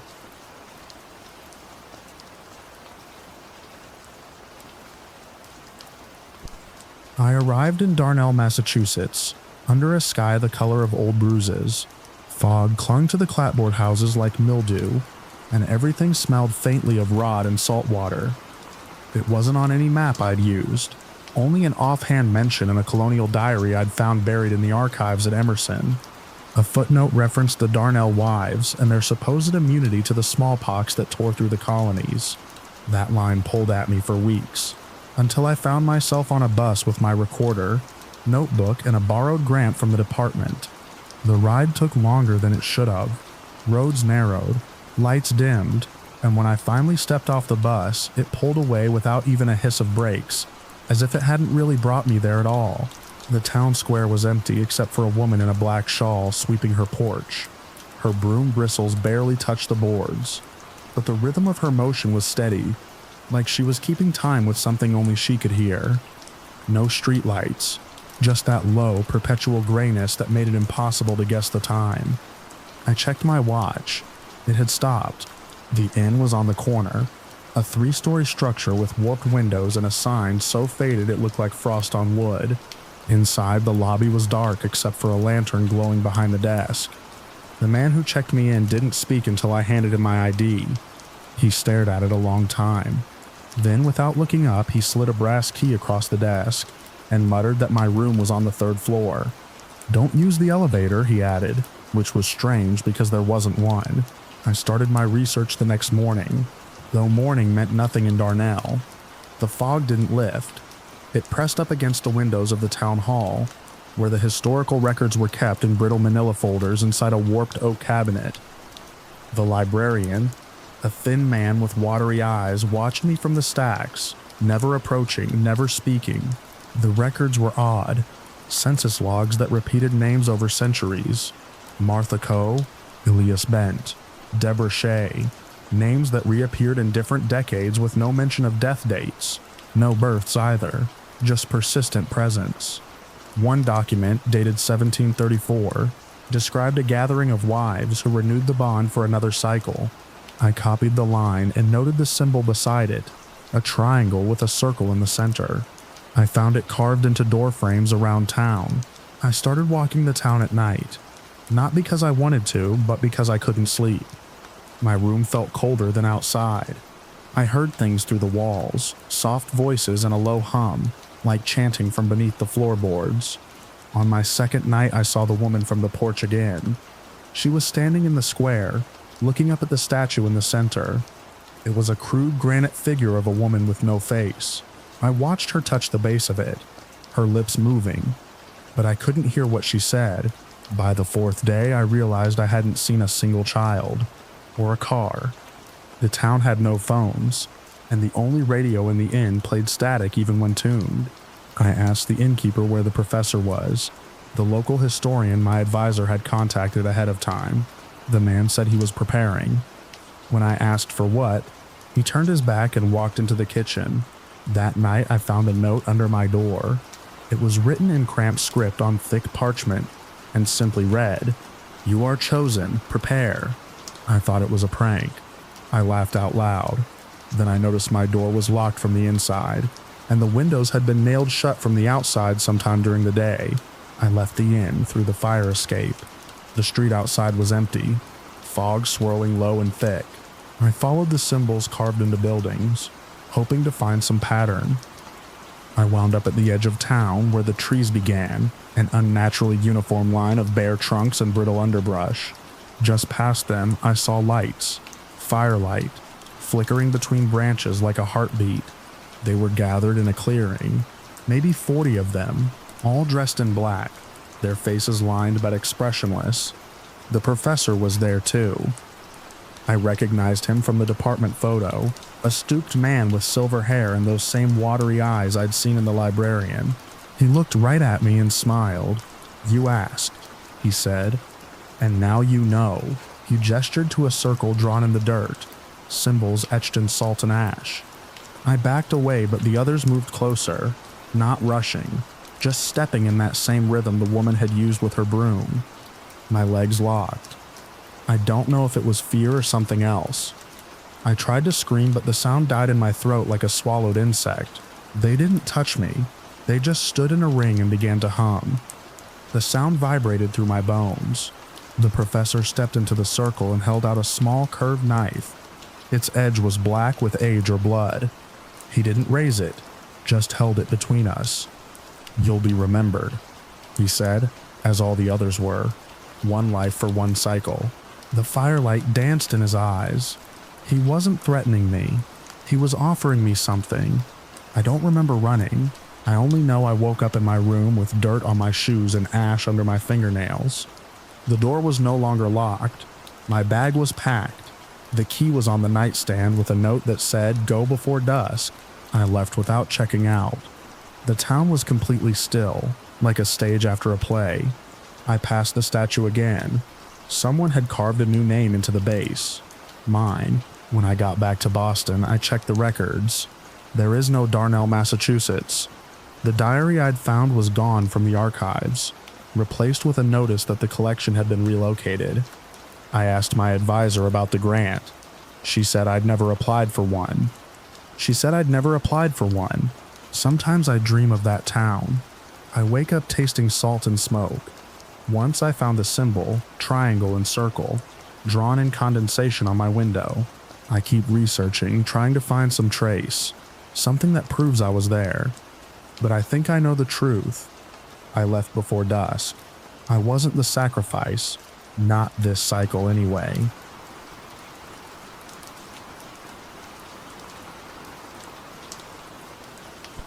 We drifted for hours, maybe days. I stopped trying to track the time after the second night. Salt crusted the corners of my eyes, and every breath came dry and heavy. The raft was barely holding together. 3 of us jammed against the warped planks, lashed in desperation after the yacht engine failed, and the storm took the rest. When the fog broke and we saw land, it felt like hallucination, but the jagged shoreline was real. The crumbling spires of stone, the crooked roofs, those things were real. We hit the rocks hard. Joseph broke 2 fingers trying to paddle us off, but the tide pulled us straight in. When I hauled myself onto the shore, the cold felt like a slap, wet, ruined sneakers squelching with each step. I tried to make out the shapes ahead. Weather-beaten houses leaned into each other like drunks in a storm. The village rose in tight, spiraling layers up a hill, each structure pressed tight against its neighbor, their whitewash stained by salt and years of neglect. It was nightfall by the time we made it into the heart of the place. No lights, no cars, no people, only the sound of gulls and wind tearing through narrow alleys. Every window was shuttered, some were nailed shut from the outside. We knocked on doors, called out in broken Spanish and English, but nothing stirred. Joseph thought we should keep going uphill. Higher ground, he said, clutching his useless fingers. He kept glancing at the ocean behind us, like it might rise up and swallow the town whole. Lucy followed him without a word. I hesitated. Something about the village felt wrong. The buildings were too narrow, the doors too low, and some not shaped right at all, arched and lopsided in human curves. A fish stink lingered even this far from the water, old like it had seeped into the stone. We found an open door halfway up the hill. A small chapel maybe, though there were no symbols I recognized. Just a stone basin at the entrance filled with murky water and blackened bones. Joseph tried the switch inside. Nothing. But there was a pile of firewood stacked near a hearth. Lucy built a small flame and we huddled around it, shivering. We heard footsteps outside not long after. They moved in unison, heavy and wet. Slow. Too slow. We froze, holding our breath. Something paused outside the door. We could hear the breathing, deep, labored, almost whistling.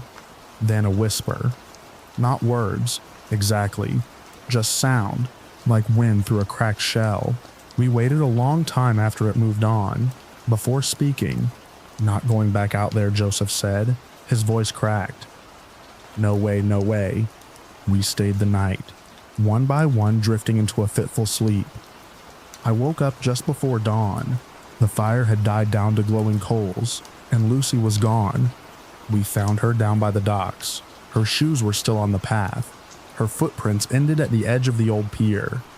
The water beneath was too dark to see through. Joseph called her name over and over, but I already knew she wasn't coming back. The worst part was the smell. That same fish rot, only stronger, thicker in the air. It clung to our clothes for hours. We should have run then, but there was nowhere to run to. The road we came in on had vanished, swallowed by undergrowth and bramble, like it had never existed. The shoreline curved back on itself in a way that made no sense. Every route out looped us back into the same central square, where a dry fountain sat cracked and filled with seaweed. The villagers appeared just after sunset. No ceremony, no procession. They were just there, filling the square, standing still, silent, watching us. They were wrong in ways that only made sense up close. Limbs too long, skin with a greenish pallor, Some were covered in scales, fine as dust. Their eyes were bulbous and milky, reflecting light even when none was there. One woman, or something shaped like a woman, had no nose, just slits in her face, and a wide lipless mouth. They parted to let one man through. Taller than the rest, his robes dragged behind him, wet even though the ground was dry. He had webbing between his fingers and a gold medallion pressed against his chest, etched with spirals and teeth. He raised a hand toward us, not a gesture of welcome. Joseph ran. He didn't get far.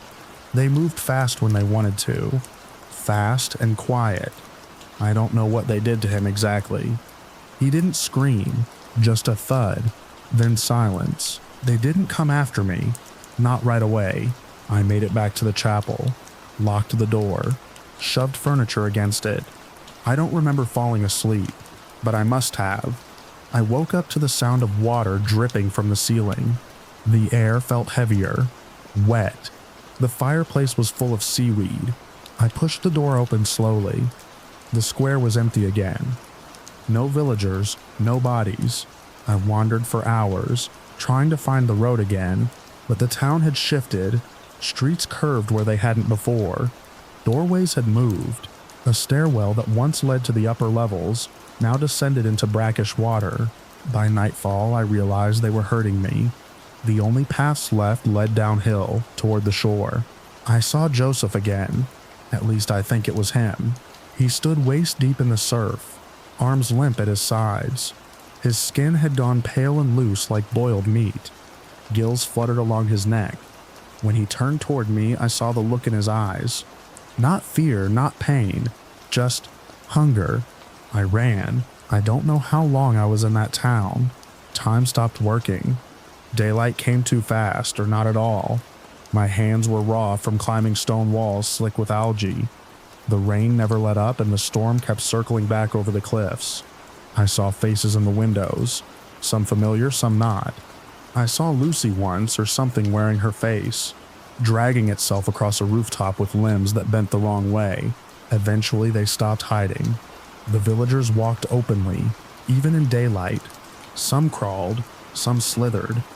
I avoided them by ducking through cellars and crumbling archways, but they didn't chase me, not until the last night. That's when the tide rose. It came in faster than seemed possible, flooding the streets and lower levels of the houses.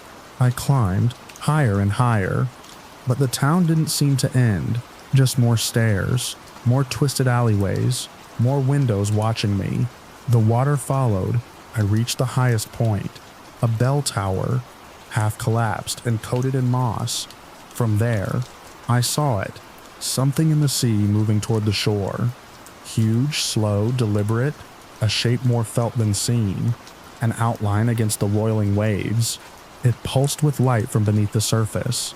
The villagers were waiting, lined along the shore, their arms outstretched, whispering that same wind-choked rhythm. The storm cracked the sky open. Lightning froze the scene in brutal clarity. Webbed hands, slitted eyes, mouths opening too wide. Then, silence. I ran from the tower as the sea spilled into the streets. The water was warm, thick, almost clinging. I slipped once, went under, and something brushed against me in the dark. Not fish, not seaweed, something smooth. A hand, maybe. I crawled through the ruins until I found the chapel again. It was dry.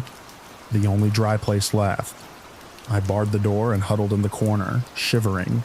The next morning, the sun rose. Clear skies, empty streets, no villagers, no water. I walked down to the docks. A small boat waited, tied loosely to a splintered post. No sign of who brought it.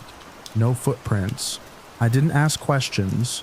I sailed until the village vanished behind the mist. When a rescue ship found me adrift 2 days later, I didn't speak for a week.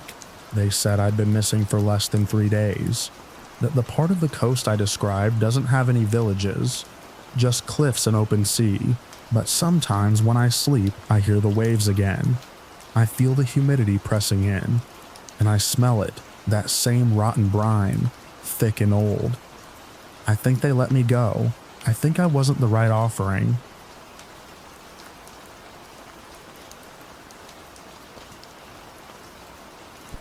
The air was thick with salt and old rot.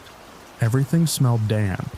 Trees clung to the rock like they were afraid of being washed away. I followed the path inland until I saw the monastery stone, ancient and half swallowed by creeping ivy. There were no bells, no visible signs of life, just the wind moaning through the gaps in the stone. The rain started just as the ferry left the mainland, streaking the windows in long, lazy rivulets. I watched the horizon dissolve into a blue-gray smear and tried not to think about how alone I was. Not just alone on the boat, though, I was, but in the bigger sense. I hadn't told anyone in the family where I was going. No assistants, no attorneys, not even my brother. Especially not my brother. The island didn't appear until we were nearly upon it, a dark shape rising out of the sea like a bruise. No docks, just a narrow stone landing that jutted into the water like a broken tooth. The captain didn't say anything when I stepped off. He only pointed toward the path, and then turned the boat around. They were waiting for me. "You must be Miss Calder." And 3 of them stood at the arched entrance, all in the same black habits, faces mostly hidden beneath stiff white quiffs. One stepped forward, hands folded neatly at her waist. Her voice was low and clipped, not unfriendly, but certainly not welcoming. The inside was worse. Cold. Older than the outside somehow. The stone smelled like wet bones. They took me to a small guest cell. Narrow bed, wooden crucifix, a basin with cold water. No mirror, no personal touches, just walls that pressed in like they remembered things. "You'll meet the abbess tomorrow," Sister Magdalene said. "She will answer your questions." I nodded. She introduced herself as Sister Magdalene. The others didn't speak, only turned and walked deeper into the stone halls, assuming I would follow, and I did. That night, I couldn't sleep. The mattress was too thin, the walls too thick. I heard things soft footsteps in the hall when no one should have been walking. Whispers in a language I couldn't understand. A heavy dragging sound that stopped just outside my door but never knocked. She was very old, skin like parchment, hands twisted with arthritis, eyes cloudy but sharp behind the haze. She didn't ask why I'd come. She already knew. The next morning, I met the abbess. "The Calder family has been generous," she said, "but generosity breeds questions." She smiled faintly. "This is a place of silence, Miss Calder. We do not advertise our work. I just want to understand what my grandfather was funding." I said, "Millions over decades and not a word about where it went." "Come," she said, "see for yourself." We went down, past the chapel, past the old kitchens, past even the cellar, deeper than made sense. I counted 7 flights of stone stairs before I lost count. The air changed, metallic, wet. The stone walls here wept with condensation.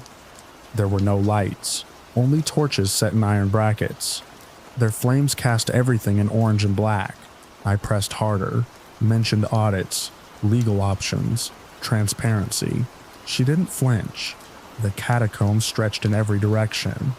Arched tunnels, alcoves filled with broken statuary, old bones behind iron grates. I thought of ossuaries I'd seen in Europe, but this felt older, raw. "The reason for your family's generosity lies beyond," the abbess said. We stopped before a heavy wooden door, banded in rusted iron. She turned a key that looked carved from bone. The room beyond was round, domed, and very cold. The walls were lined with symbols I didn't recognize. In the center was a pit, maybe 6 feet across, covered by a grate of thick black metal, pitted and scorched. From beneath it, something moved. It didn't make sense. The thing wasn't alive in any way I understood. No eyes, no limbs, just a presence. Wet, pulsating, dark as oil. I couldn't look directly at it.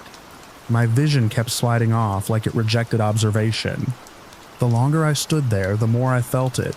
Noticing me, the abbess spoke quietly. "It is not of this world. Your ancestor brought it here, bound it, and swore his bloodline to its keeping. I turned to her, throat tight. My grandfather? His grandfather before him, and so on. The Calder line has always served the Keeper's pact. Your donations maintain the wards, the isolation, the vigilance. The abbess gave me a long look. It does not matter. I backed away from the pit. The thing below shifted again as if amused. I didn't agree to this, I said. The nuns were waiting again. Not 3 this time. All of them. That night I dreamed of the thing. Not as it was, but as it had been. Or would be. I saw vast oceans that boiled under black skies. Monolithic shapes moving beneath the waves. My skin crawled. My bones ached. I woke with a scream locked in my throat and blood on my pillow. Though there was no wound, you were chosen before birth. She said, the blood remembers. They ringed the courtyard in silence. Faces expressionless, hands folded. The abbess stood in the center. I tried to leave, tried to reach the path, the landing, the sea, but the ferry didn't come. Days passed, or maybe weeks. Time lost meaning down there. They brought me food, water, books and languages I'd never seen. I wasn't a prisoner, they said. I was a vessel, a bridge. The blood recognized its purpose, even if my mind rebelled, and slowly, something changed. I stopped asking questions. I began to hear it, not in words, in feeling, in memory, in echoes of things not my own. It wasn't just inside the pit, it was inside me, and it had always been. I started listening. One night, they took me down again. The catacombs seemed smaller now, like the walls had shifted inward. Or maybe I had grown. I didn't scream. The pit was open when we arrived. The grate removed. The thing inside no longer hid. It rose slow and terrible like ink blooming in water. It brushed the air with something like a limb and touched my hand. I understood. The abbess spoke a single word, one I didn't recognize but somehow knew. The thing pulsed once. I felt it enter me. The nuns knelt, as welcome, not as possession. I was not its warden, I was its continuation. In the days that followed, I helped reinforce the bindings, learned the glyphs, walked the perimeter of the island at dusk, listening for breaches in the silence. The abbess died soon after. Her face was peaceful. Her body returned to the sea. I took her place. Visitors come rarely now. Auditors. Curious philanthropists. I smile. I show them the upper levels. I answer just enough. No one ever asks to see the catacombs. They feel it, even if they don't understand. The thing below sleeps, and when it wakes, it will know me, but not forever.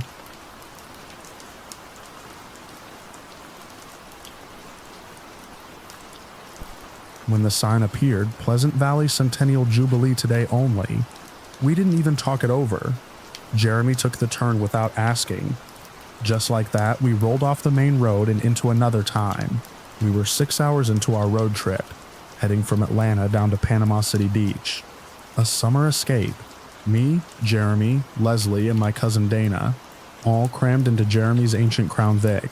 Windows down, sweat pooling beneath our thighs, radio cutting in and out.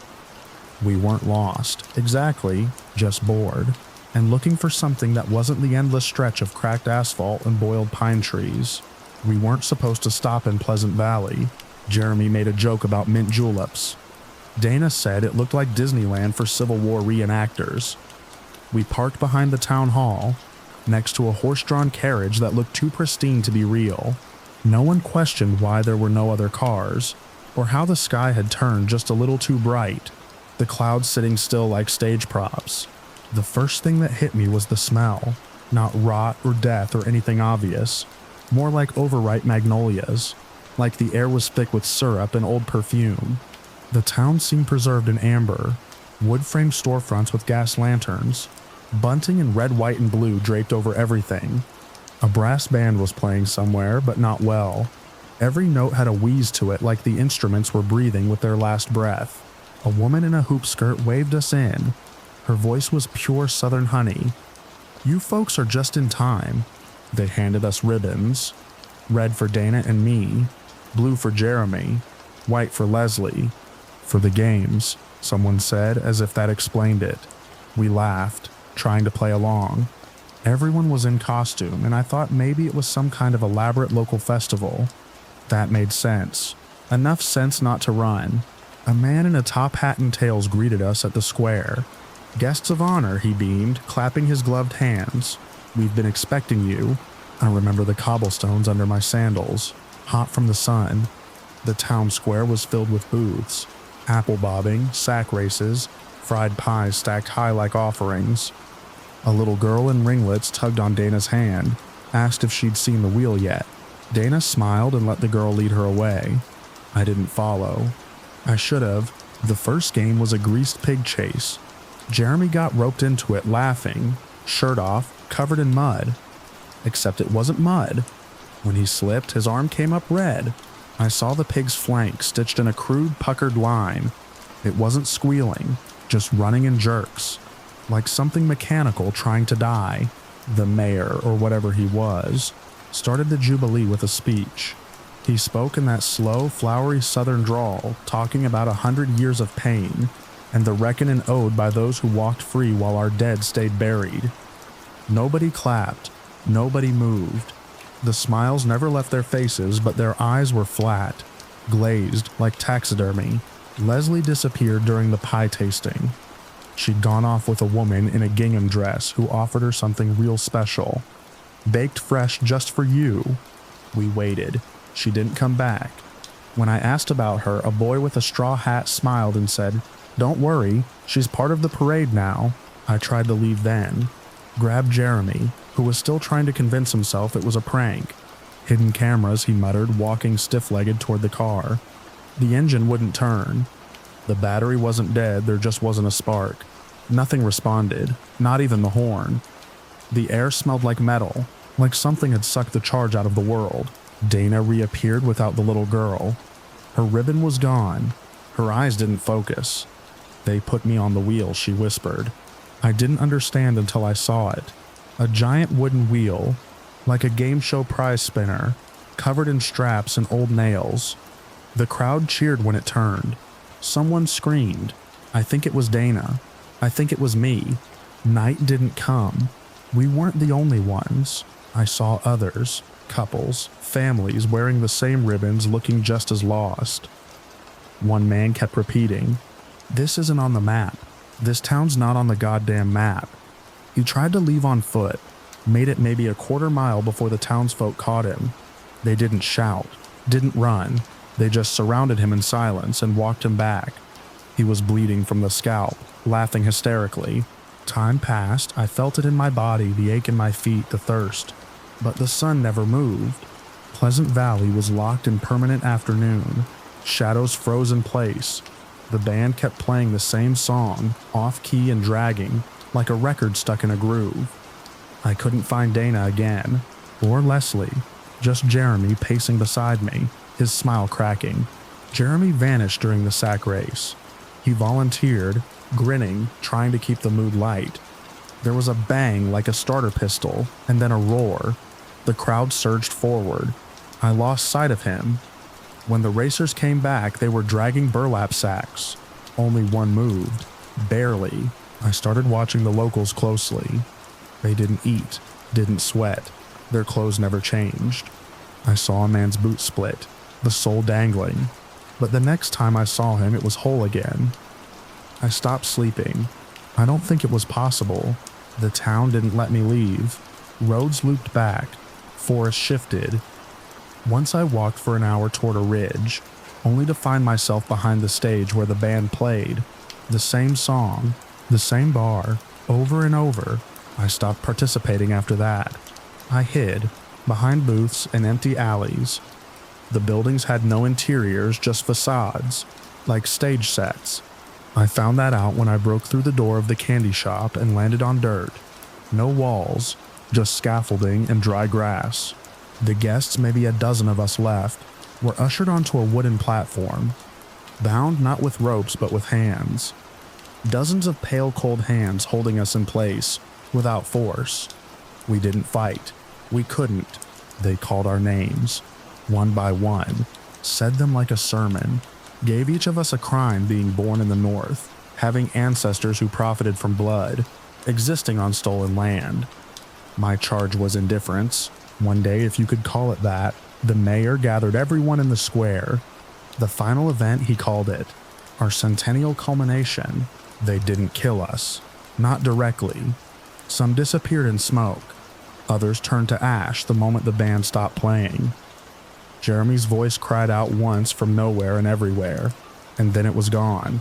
Dana's ribbon floated down into my lap, warm like it had been pressed in a book. When I opened my eyes, I was on the side of the highway. When they raised the flags red, white, and blue, I felt it again, that deep metallic pull in my chest. Not fear. Not exactly. More like gravity. A truth being enforced. A weight laid down long before I was born. I went back a week later. Took the same turn. Drove slow. Nothing. Just woods and dirt roads that dead-ended in brush. No bunting. No band. No wheel. No town. No sign. Just pine trees and the smell of asphalt cooking in the sun.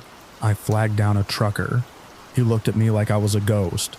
Said he hadn't seen any town for miles. No festivals. No parades. No Pleasant Valley. I keep moving. Never take the side roads. Never stop for festivals. But sometimes I swear I hear it again. That song. Just a note or two. Wheezing out of an unseen horn. A tug in my chest pulling me back. Sometimes I see the ribbons though. In dreams. Sometimes on the street tied to a fence post or stuck in a tree. Red, white, or blue. And the air smells like magnolias. Overripe, heavy. It's always the same time of day. The same patch of sky. The same promise in the wind.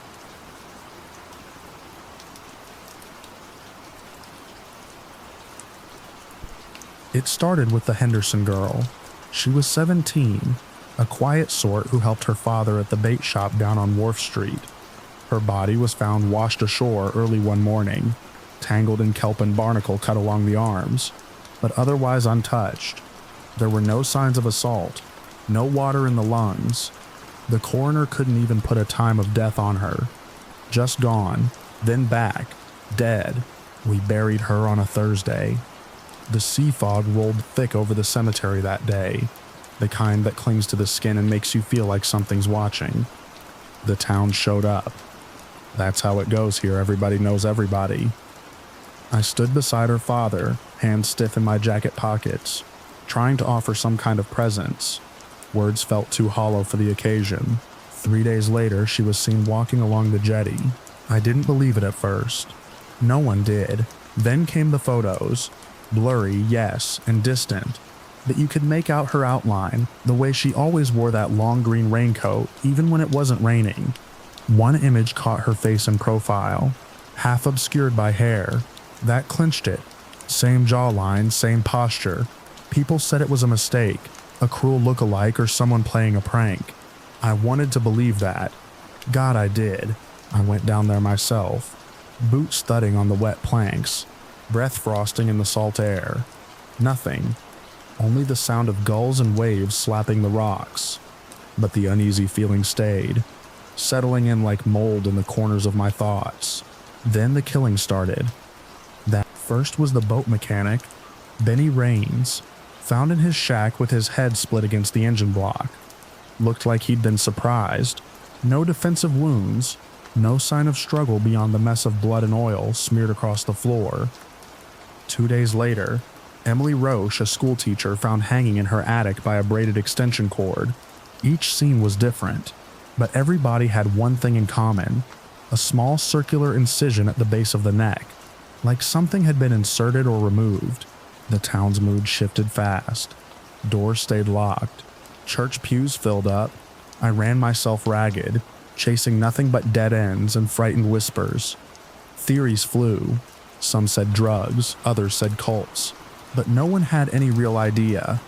I kept looking at that neck wound. It didn't look like any scalpel cut I'd ever seen. Too clean. Too round. I started checking the bodies again. Nights mostly after the mortuary closed.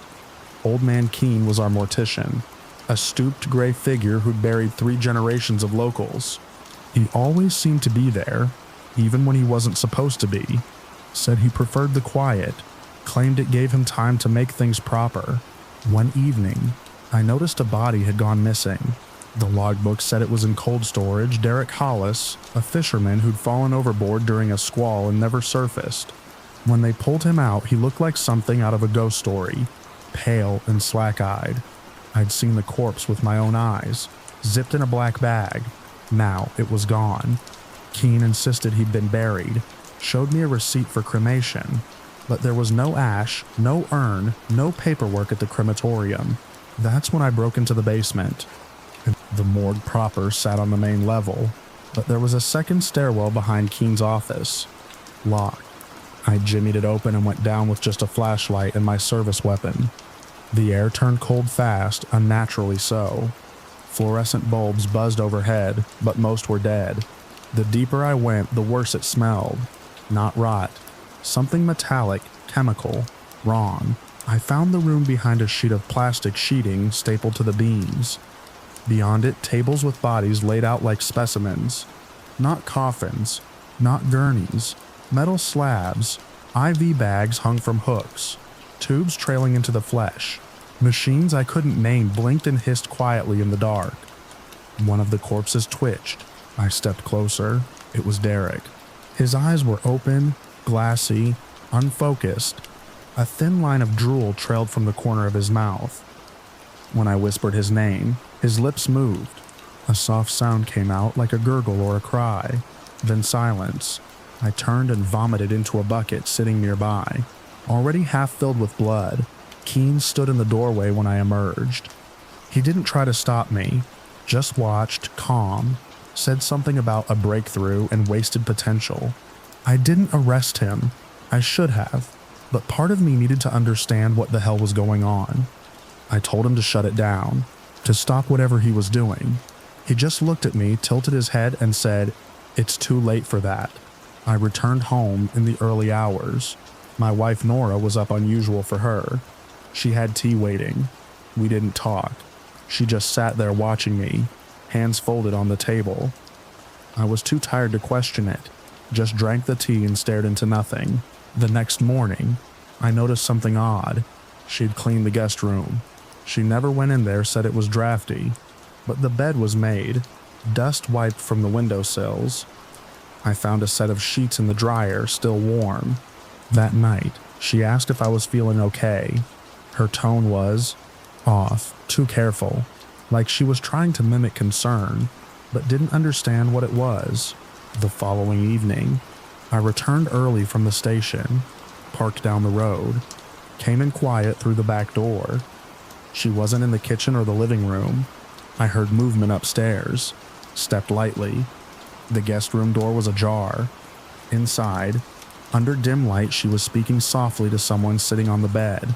It was the Henderson girl, pale, expressionless, but alive, or close to it. Nora didn't flinch when I stepped into the room, just turned slowly as if she'd known all along. I drew my weapon, demanded she back away. She didn't.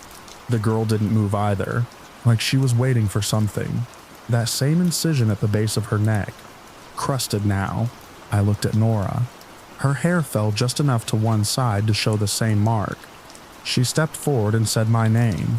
I left, ran, drove until sunrise without direction.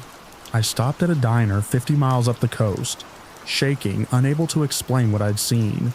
I returned the next day with backup, warrants, the whole thing.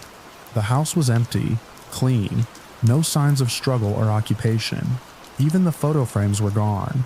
Keene had vanished too, his mortuary gutted, machines removed, files burned in a metal drum out back. Only one thing remained, a notebook, scorched but partially legible, notes on tissue reanimation, neuroelectric pulses, chemical stabilization. The last page was a list of names. Mine was at the bottom. I stayed long enough to clear out my desk. Then I left town. I don't sleep much these days. I see Nora sometimes in crowds, on TV, always in the background, never aging, just watching. I keep moving, change my name, stay off the grid, but every so often someone recognizes me, says I look like a sheriff from a fishing village that doesn't exist on any map, and I know she's getting closer.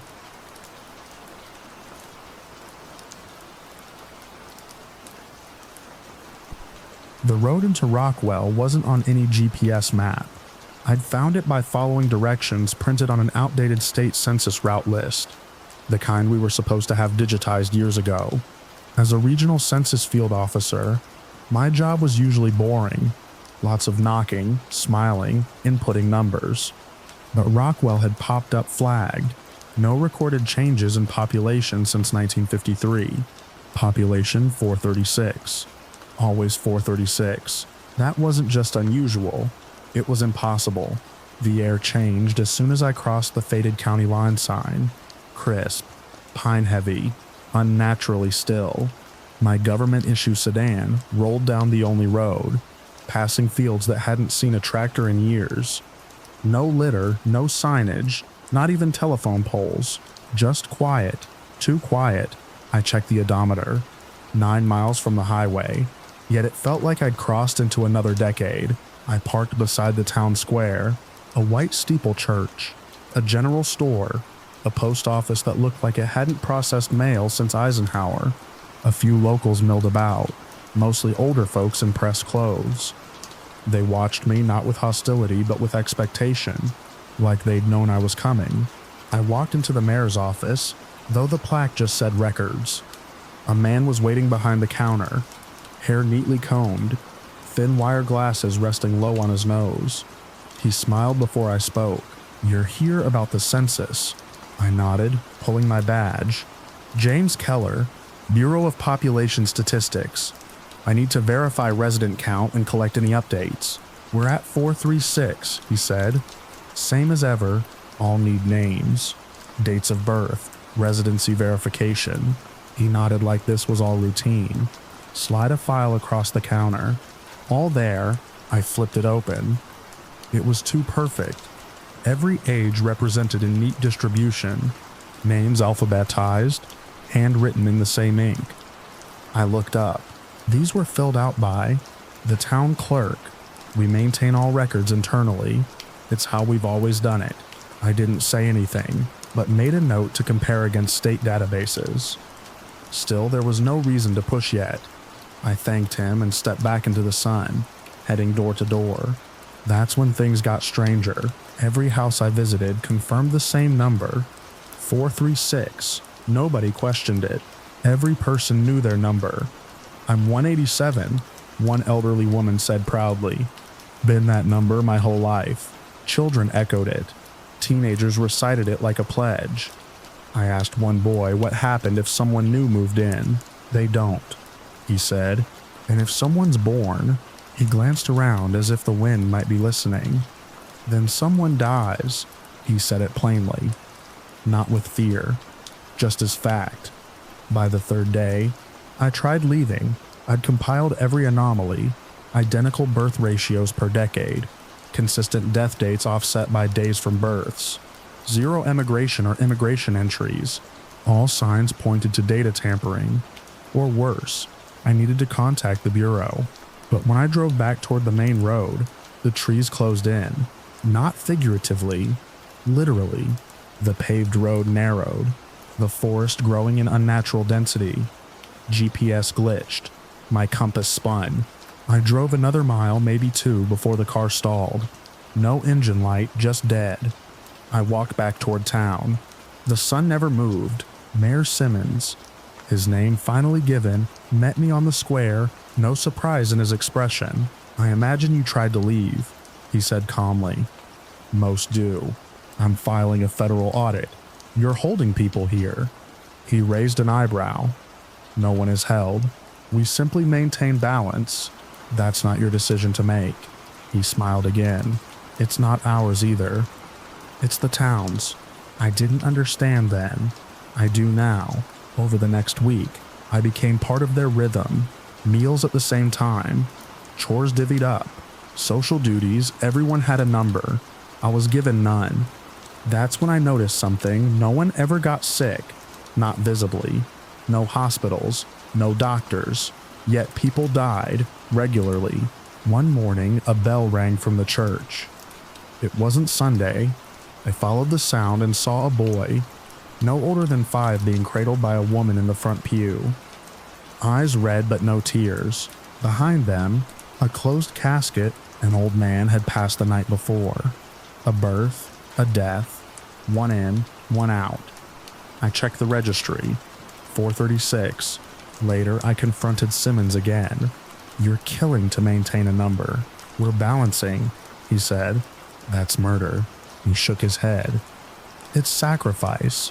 Equilibrium. The world outside overgrows, overreaches. We preserve. We've never gone without. Never needed more." I tried to run that night. I made it to the tray line before the ground gave out. Not literally, my legs just stopped responding. I collapsed in the dirt, heartbeat like thunder. When I opened my eyes, Simmons was there with 2 others. No anger, just inevitability. "You're not part of the count," he said. I was returned to town. I wasn't locked up but watched constantly, always 2 paces behind. When I refused food, they brought it anyway.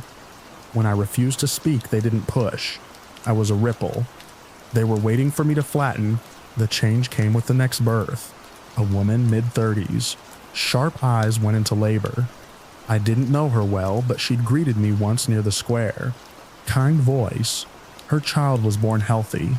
Early morning. The bell rang. An hour later, they came for me. Simmons again. This time with the town's clerk and 2 others. He explained it softly, like a teacher walking a child through subtraction. The count must remain. "No," I said. He didn't argue. They walked me to the church. I wasn't tied. I wasn't forced. But I knew if I ran, the ground would betray me again. My body had become part of Rockwell, bound in ways I couldn't undo. Inside the church, a wooden bench had been placed at the altar. A line of townspeople waited behind it, calm, ready. I refused to sit. So they waited, for hours. Eventually I gave in. Sat. Simmons stepped forward. "We can't kill you, that's not how it works. But we also can't let you leave. So we offer you this." He lifted a book. Thin, leather bound, blank inside. "You will record, watch, witness." The role of the census taker had been filled before. That's what I understood then. I wasn't the first outsider to arrive, but I was the next. So now I stay. The count remains. I watch births. I attend funerals. I verify the balance. Every day the sun passes at the same angle. The trees never thin. The air never changes. Rockwell stays whole, and the number stays at 436.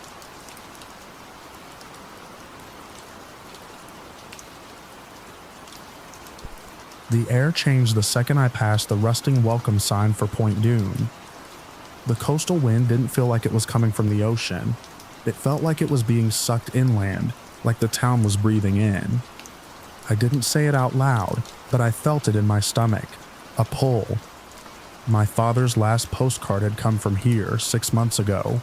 He'd signed it with just his initials, GR.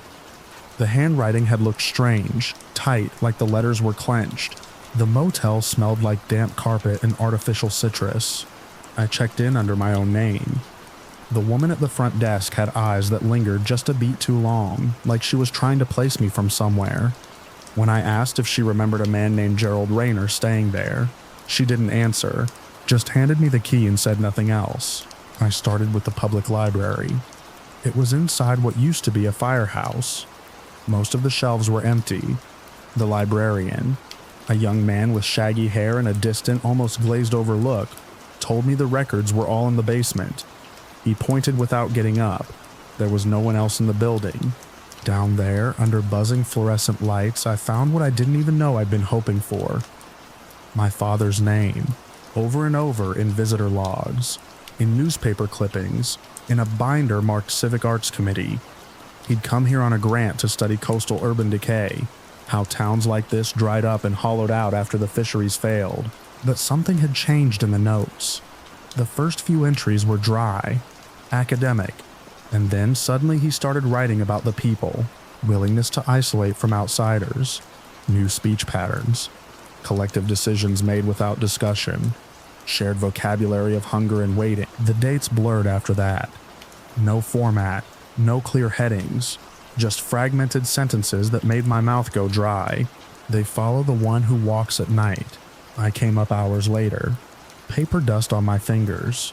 The librarian was still at the desk, staring through me. When I asked about the name Gerald Rayner, he blinked like I'd shaken him from sleep, then slowly shook his head. I saw the grocery store as I walked back toward the motel. It was the only one in town, its windows dark despite the store being open. I went in. The lights hummed weakly. Cold air leaked from open freezer doors. There were no cashiers, just a few shoppers, all moving slowly, deliberately. No one spoke. I wasn't sure why I walked down the center aisle. Maybe I wanted to see what they were buying. Maybe I hoped to see something normal. Then a woman turned and looked at me. She had something in her mouth. A red smear trailed from her chin down to the front of her blouse. She didn't blink. Another man beside her turned next, then another, and another. No one said anything, but they began moving toward me. I didn't think. I ran. One cart tipped over behind me as I pushed past the end cap. I slipped on something neat maybe, and slammed into the exit bar. The door opened slower than I thought possible. I didn't stop running until I was back inside the motel room, hands shaking as I pushed the dresser in front of the door. My phone had no signal. The next morning, I saw the hippies. That's what I called them in my head. 4 people sitting around a campfire in the dunes, playing soft music and smoking something that smelled like cedar and mint. They weren't from here, you could tell. Their clothes were too clean. One of them, a woman with a half-shaved head and mirrored sunglasses, waved me over. They were from Santa Cruz. Travelers, they said, staying a few days. Something about the energy here. I asked if they'd seen a man in his 60s. Kind of tall, beard, glasses. They looked at each other, then shrugged. The one with the sunglasses said something strange. "We don't talk to the night people." I didn't ask what that meant. That night, I dreamt of breathing, not mine, something larger, slow, tidal breaths rising and falling. When I woke up, the motel room smelled like salt and mold. The next day, I broke into the community center. It wasn't hard. The lock was already broken. Inside, there were rows of chairs facing a small stage. The podium was stained dark at the base, like water damage or old blood. I found more of my father's papers in a back room. Crumpled drafts of letters, sketches of faces that all looked slightly wrong. He'd written something in the margins of a notebook. "They are preparing. The signal comes through the sea, salt-toothed and bright." I don't remember walking back to the motel. I only remember the cold when I opened the door. The window was open, though I'd left it shut. The dresser was moved. The sheets were damp. That was the night I saw him. I'd gone out again. Against every instinct I had, I told myself I needed air. I ended up near the edge of the cliffs where the shoreline turned jagged. That's where I saw him standing alone, barefoot, his coat flapping in the wind. "Dad," I said before I even knew I was going to speak. He turned, slow. His eyes reflected the moonlight like glass. There was no recognition on his face. When I stepped closer, he stepped back. I stopped. "I came to find you," I said. My voice sounded too small. He blinked once. Then in a flat voice, he said, "You're too early, we haven't finished." Before I could say anything else, he turned and walked toward the ocean. I followed for a few steps, but the wind rose suddenly, hard, and pushed me back. I lost sight of him around a ridge of black rocks. I didn't sleep that night. The town was quieter the next day. Fewer people on the street. I passed boarded windows, doors with symbols drawn in ash. I went back to the library. The basement was locked. When I asked the front desk where the librarian had gone, the woman smiled too widely and said, "He's with the others now." That night, I saw the procession. Dozens of people, walking barefoot down the center of Main Street. Some held candles, some held nothing. They moved without speaking. I watched from the motel window, heart pounding. They walked past the grocery store, past the diner, down toward the pier. I followed from far back, close enough to see but not be seen. At the end of the pier, they stopped. A figure stood at the edge, tall, with arms outstretched. For a moment, I thought it was my father again, but it wasn't. This man's skin was pale, almost translucent. His mouth moved, but I heard no sound. The others responded in unison, low and rhythmic, like breathing. The sea below them churned. I don't remember going back. I don't remember sleeping. The next day, the hippies were gone. Their fire was cold. Their van was still there, keys in the ignition. I left that evening. I never found my father again. Not really. The man I saw on the cliff, he looked like him, but he wasn't him anymore. I still dream of that breathing, that slow, heavy pull of air. Sometimes I wake up with salt on my tongue.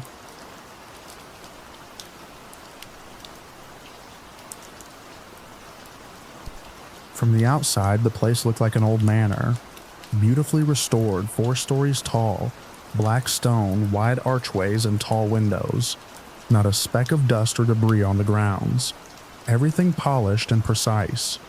But the moment I stepped inside, something felt off.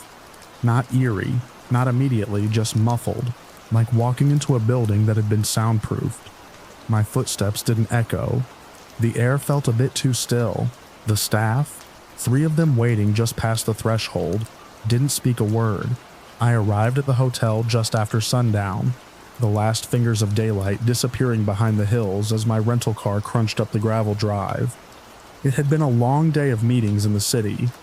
Pointless ones if I'm honest, and I just wanted silence, maybe a drink and a good night's sleep before the next leg of my trip. The hotel had shown up online as exclusive and off-grid, marketed as the perfect place for a disconnected rest. I didn't think much of it beyond the glossy photos. Quiet was what I wanted. Quiet was what I got. They bowed, almost in sync, and gestured for my bag. I offered a polite smile and handed it over. No reception desk, just a long hallway stretching into dim golden light. One of them, a woman in a pressed charcoal suit, motioned for me to follow. Her gestures were precise, practiced, not like she was mute, more like she had been trained never to speak. She stopped at a door near the middle of the hall and handed me a key, an actual metal key, not a card. The tag was blank. Then she turned and walked away without a backward glance. The sound of her shoes on the carpeted floor faded faster than they should have. I followed her past corridors that branched in symmetrical repeating patterns. Everything was uniform. Same sconces, same rugs, same perfectly spaced doors. No room numbers. The air had that unmistakable scent of old wood and something sharper beneath it. Bleach, maybe.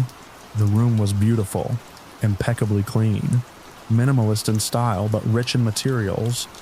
Brushed brass fixtures, thick velvet drapes, a clawfoot tub. I let myself exhale for the first time in hours. Whatever oddities the place had, at least it delivered on comfort. Engstrom, Lila, vegetarian, allergic to almonds. Bradley, Marcus light sleeper, minor knee injury. I noticed the menu on the side table after I came out of the shower. It was bound in black leather, unmarked on the front. I assumed it was for room service, but when I opened it, there were no food items, no drinks, just a list of names. Dozens, maybe 100. Each name was formatted the same way. Last name first, then a first name, followed by a short description in italics. Tomlin, Gerald. Blood type, AB, sleeps naked. Rao, Neil.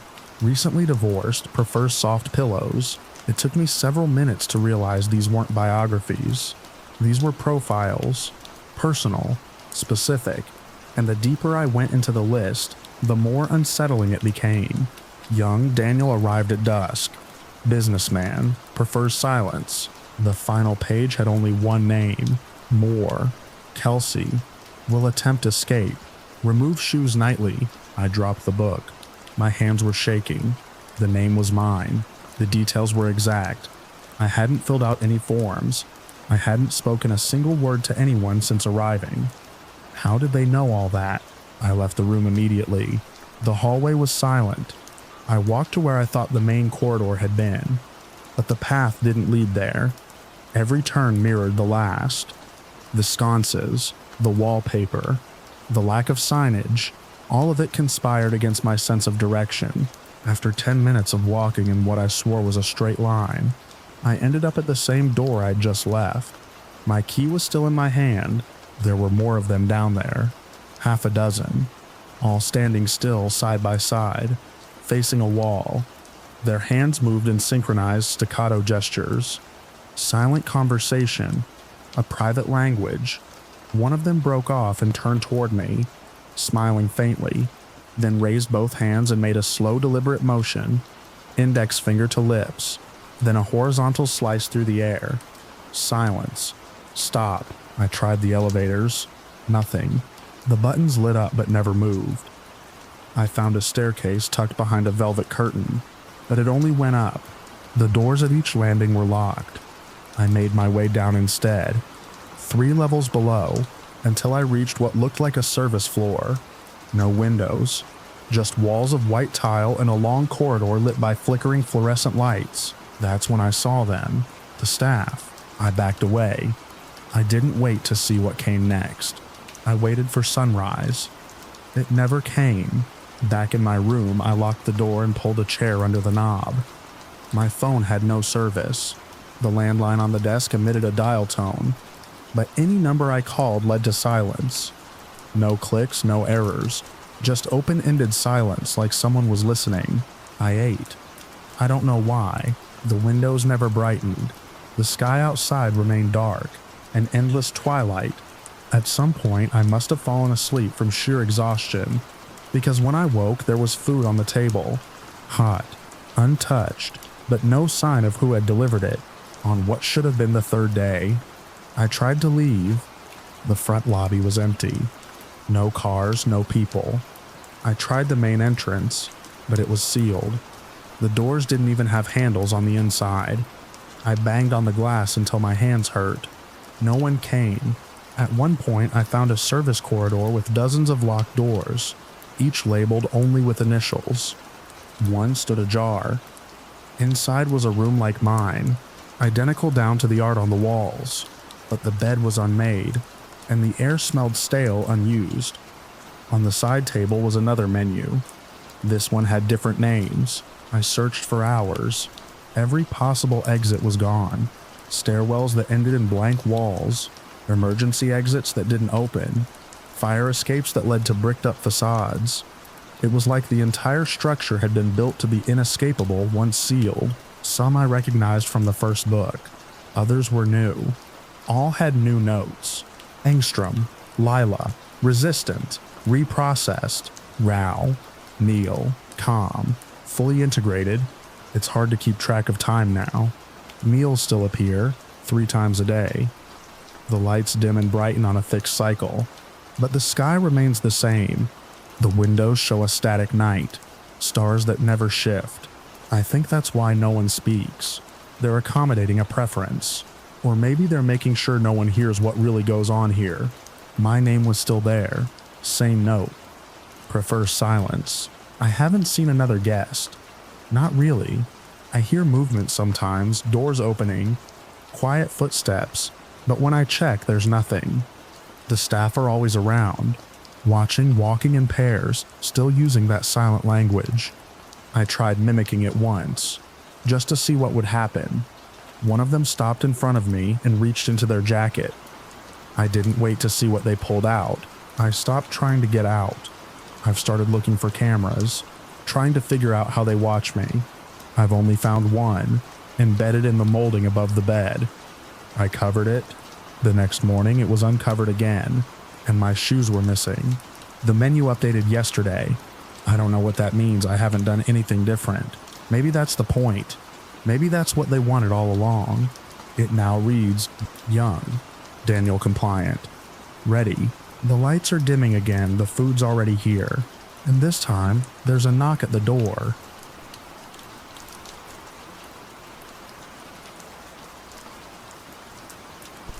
The shift always started the same way. Clock in at 11:48, scan my badge, nudge the heavy door open with my shoulder. It always stuck at the bottom, made this groaning sound like it resented the effort. Past that, the smell hit me. Old oil, cold concrete, and something musty like wet cardboard left too long in a dark corner. The warehouse was half in use, half forgotten. The front was filled with rows of stacked crates and wrapped pallets. The back, well, no one ever went back there anymore. That first night I noticed something wrong. I'd just settled into the monitoring booth. It was basically a metal cube bolted into the corner of the second floor, with narrow windows looking out over the main floor, and a rack of aging monitors fed from wall-mounted cameras. The screens had this sickly green tint, like something halfway between night vision and mold.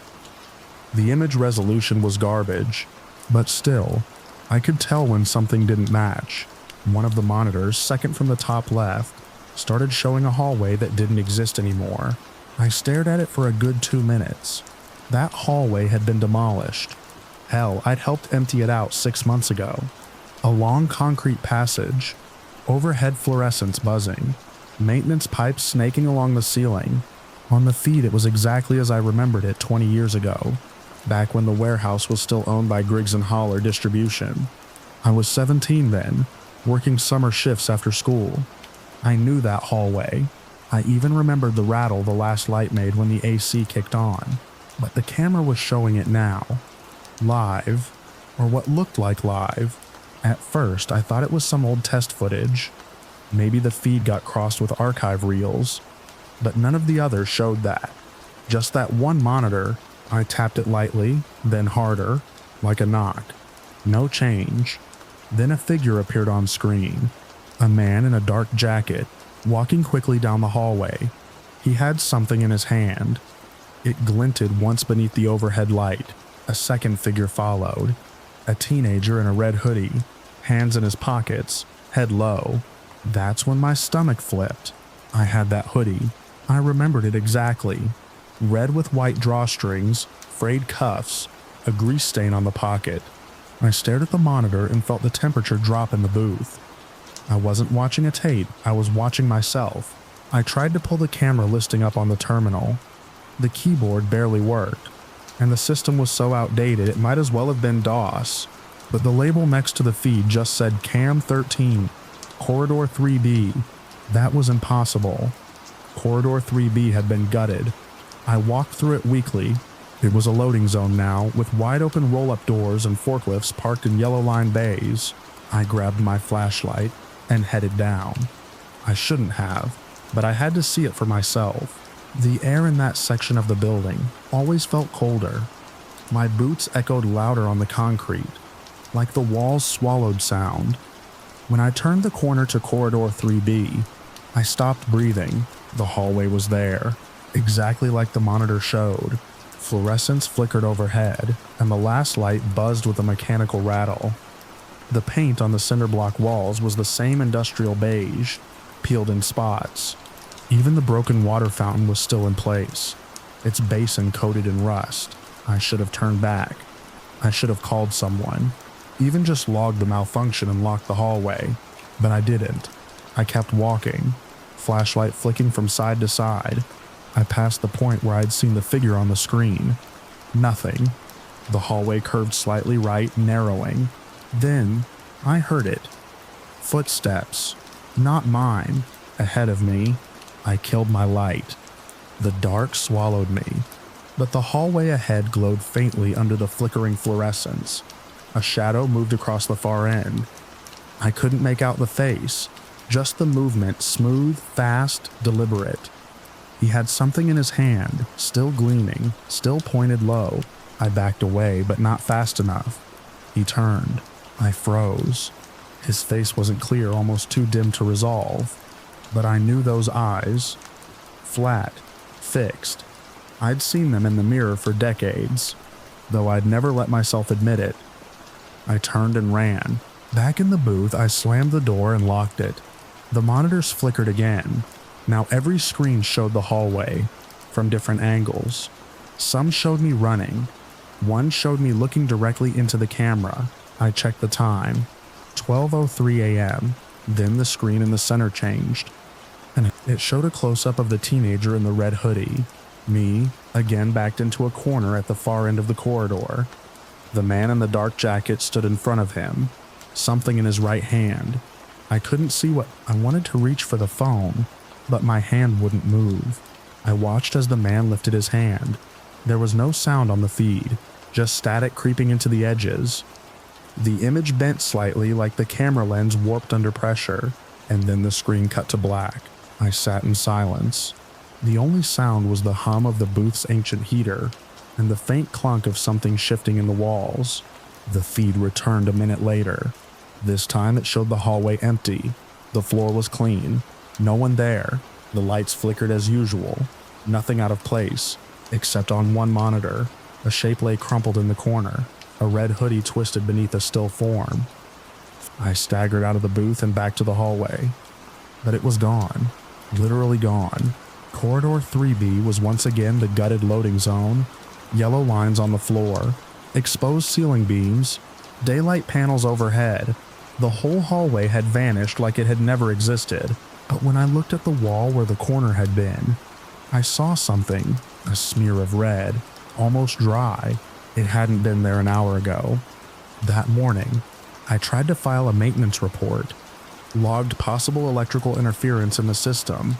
Under camera malfunction. I didn't mention the hallway. I didn't mention the footage. I didn't mention that I saw my own murder 20 years after it happened, or was supposed to happen. I told myself it was over. Just one night, a malfunction. But the next shift, at exactly midnight, camera 13 lit up again. The hallway was back. Every night since, it plays the same sequence. I've tried recording it, but the footage always corrupts. I've tried unplugging the camera. It stays on. I've stopped watching it, but I still hear it. Every night at 12:03, I hear footsteps in the hallway. My own breath caught in my chest.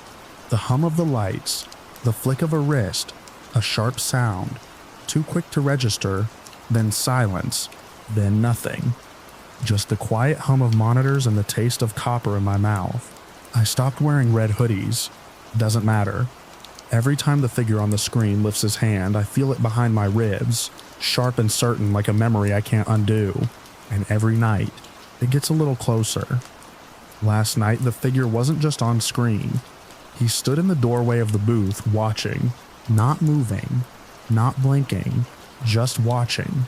I didn't turn around. I didn't breathe. When I looked again, he was gone, but the screen showed my back. Still sitting, still watching the monitors. A figure behind me, hand raised. I'm not sure what happens when he reaches me, but I think I'm about to find out.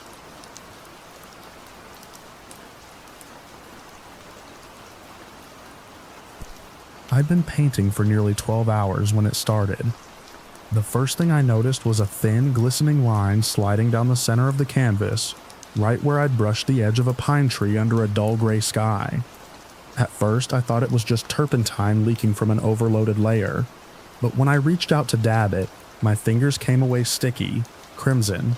It wasn't paint. The fluid blood, as far as I could tell, pulled on the drop cloth below. I stared at it too long. I didn't move, didn't even breathe, until a draft from the window made the canvas tremble on its stand, and I snapped out of it. I told myself it had to be from somewhere else. A cut I hadn't noticed. Maybe. My hands were trembling but not bleeding. I pulled the cloth off the bottom of the frame, sniffed it. It had the sharp copper tang I recognized from cleaning fish as a kid, but no fish had ever gushed from a painted tree line. I should have stopped there. The painting was a landscape I'd started during a rut. I'd holed myself up in the studio out behind my parents' old house, deep in the woods, no phone, no distractions, just oil, canvas, and the hiss of the space heater clicking on and off every hour. It was meant to be a meditation, something quiet, a stretch of dark trees under a heavy sky. A road barely visible, curving out of frame. It was supposed to be simple, but I kept coming back to it. Layer after layer, I deepened the woods, adjusted the cloud cover, played with the texture of the dirt road. I couldn't leave it alone, and now it was leaking. I spent the next hour cleaning up the drop cloth, inspecting the easel, the frame, the wall behind it, everything I could think of. I even checked my own eyes in the mirror over the sink, thinking maybe I'd hallucinated the whole thing. But the streak on the canvas had dried a dull rust color, and there was still a stain on the drop cloth. I tried to sleep, I really did, but around 2:30 in the morning I gave up and went back into the studio. The room was cold. I'd left the heater on, but it was off now. The red indicator light blinked dead. I crossed the room to reset it and stopped halfway. The painting had changed. The trees were still there. The clouds still hung low and swollen, but the road, my road, the one I'd painted turning gently to the left, had shifted. Now it turned sharply to the right and disappeared behind a thicket of black trees that hadn't been there before. I hadn't touched the canvas since cleaning up the stain. For a few minutes I stood and stared, hoping I was just remembering it wrong. But I wasn't. I knew my lines. I'd laid that road down with a palette knife, shaping it for hours. Now it bent in a direction I'd never painted. I tried to tell myself it was some weird chemical reaction. Maybe the heat had warped the oils. Maybe I'd sleep-deprived myself into a mistake. But the part that made my stomach twist wasn't the road. It was what I saw at the tree line. A figure, too small to see clearly, but unmistakably there. A silhouette standing just beyond the bend, half shrouded in the trees, watching. I didn't sleep that night. I didn't eat much the next day either. I sat in the studio with the lights off, staring at the painting. I waited, telling myself it was impossible, but hoping it would move again. It didn't, not while I watched. It was only when I stepped out to grab coffee, 10 minutes, no more, that it changed again. This time, the figure was closer, still in the trees but larger now, clearer. The outline of a man, thin and long-limbed, with something draped over his shoulders like a shawl. The road was straighter too, leading toward the foreground, toward me. I left the coffee on the workbench and backed away. That night I stayed in the studio, watching. I didn't blink much, didn't dare leave the room. Around 4 in the morning, I started nodding off. My body betrayed me. My chin dipped once, maybe twice, and when I looked again, the figure had moved, closer. He was halfway down the road now, no longer in the trees. Still too far for features, but his posture had changed. His arms hung loose at his sides. His shoulders looked wrong, tilted as if they'd been broken and reset at odd angles. And the shawl I thought I saw before looked more like a curtain of black bristles now. Hair? Fur? I backed out of the room and slammed the door. At dawn, I took the canvas off the easel and turned it to face the wall. I should have destroyed it, burned it, but I couldn't. I sat there on the floor with a lighter in my hand for nearly an hour and never struck it once. By that evening, the pull was unbearable. I turned the painting back around. The man was gone. The road led all the way to the edge of the canvas now, stopping just an inch short of the bottom border. The trees were taller, their limbs reaching out like arms. The clouds overhead had parted, just enough to let a gray-white glow fall across the road. I stepped closer. Something about the detail caught me. The texture. It was wrong. Too sharp. Two-dimensional. I reached out to touch it, thinking maybe I'd left the surface uneven.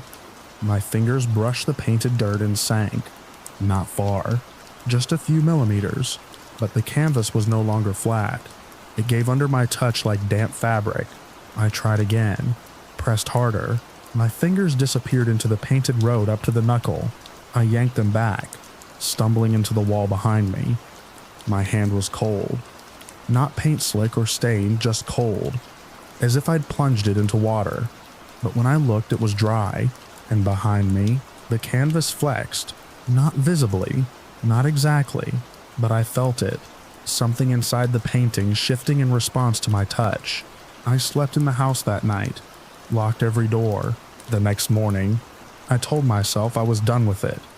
I'd call someone, a museum conservator maybe, someone who could explain it. I made breakfast, poured coffee, normal things. Then I went back to the studio. The canvas had changed again. The man was gone, but not gone. There was a shadow in the foreground now, stretching from the road onto a patch of painted grass that hadn't been there yesterday. A long, sloped shadow, angled like it came from something just out of frame. I looked down at the base of the easel. The shadow matched me. I backed away, tripped over a stool and fell hard onto the floor. My shoulder cracked against the edge of a table. I scrambled upright and ran. I didn't stop until I hit the driveway. I didn't go back in for my keys or my wallet. Just drove straight into town and checked into a motel. But I couldn't stay away. The next night I found myself back at the studio door. I told myself I needed to know, that I'd hallucinated it, that I could stop it. The lights inside were off, but a faint glow leaked under the door. Soft, white-gray light like the sky I'd painted. I stepped inside. The painting was still on the easel, still facing forward. The road had reached the bottom edge now. There was no more distance. The scene had become foreground. The texture was impossibly rich, grass that shimmered with dew, tree bark that seemed to crackle with depth, and the air inside the studio smelled like pine. I took one step forward, then another. The floor shifted beneath me. Not much, just a slant, like a hill, barely perceptible. I stopped, but my feet kept sliding forward toward the canvas. I tried to step back. My legs didn't respond.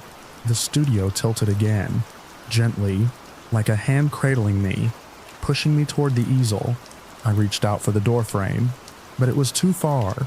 The floor wasn't the floor anymore. It was the painted road beneath my feet. The grain of the wood was gone, replaced by pebbles, dirt, a faint shimmer of wetness. I was no longer standing in the studio. The air was cold, damp. I could hear wind in the trees. I turned to run, but there was no canvas behind me. Only trees, sky, the road, stretching into the distance. And ahead of me, the man waited. His shape was clearer now, his body too long, his arms hanging to his knees, his head cocked sideways, like a bird studying something strange. His eyes were pinpoints of glinting light. I turned again, looked back the way I'd come, and saw myself, standing in the studio, holding a brush, watching me. I tried to scream, to pound on the air between us, but my arms wouldn't move, my mouth wouldn't open. Inside the studio, my reflection raised a hand and began to paint. I felt the bristles of the brush across my chest, wet, cold, binding me in place.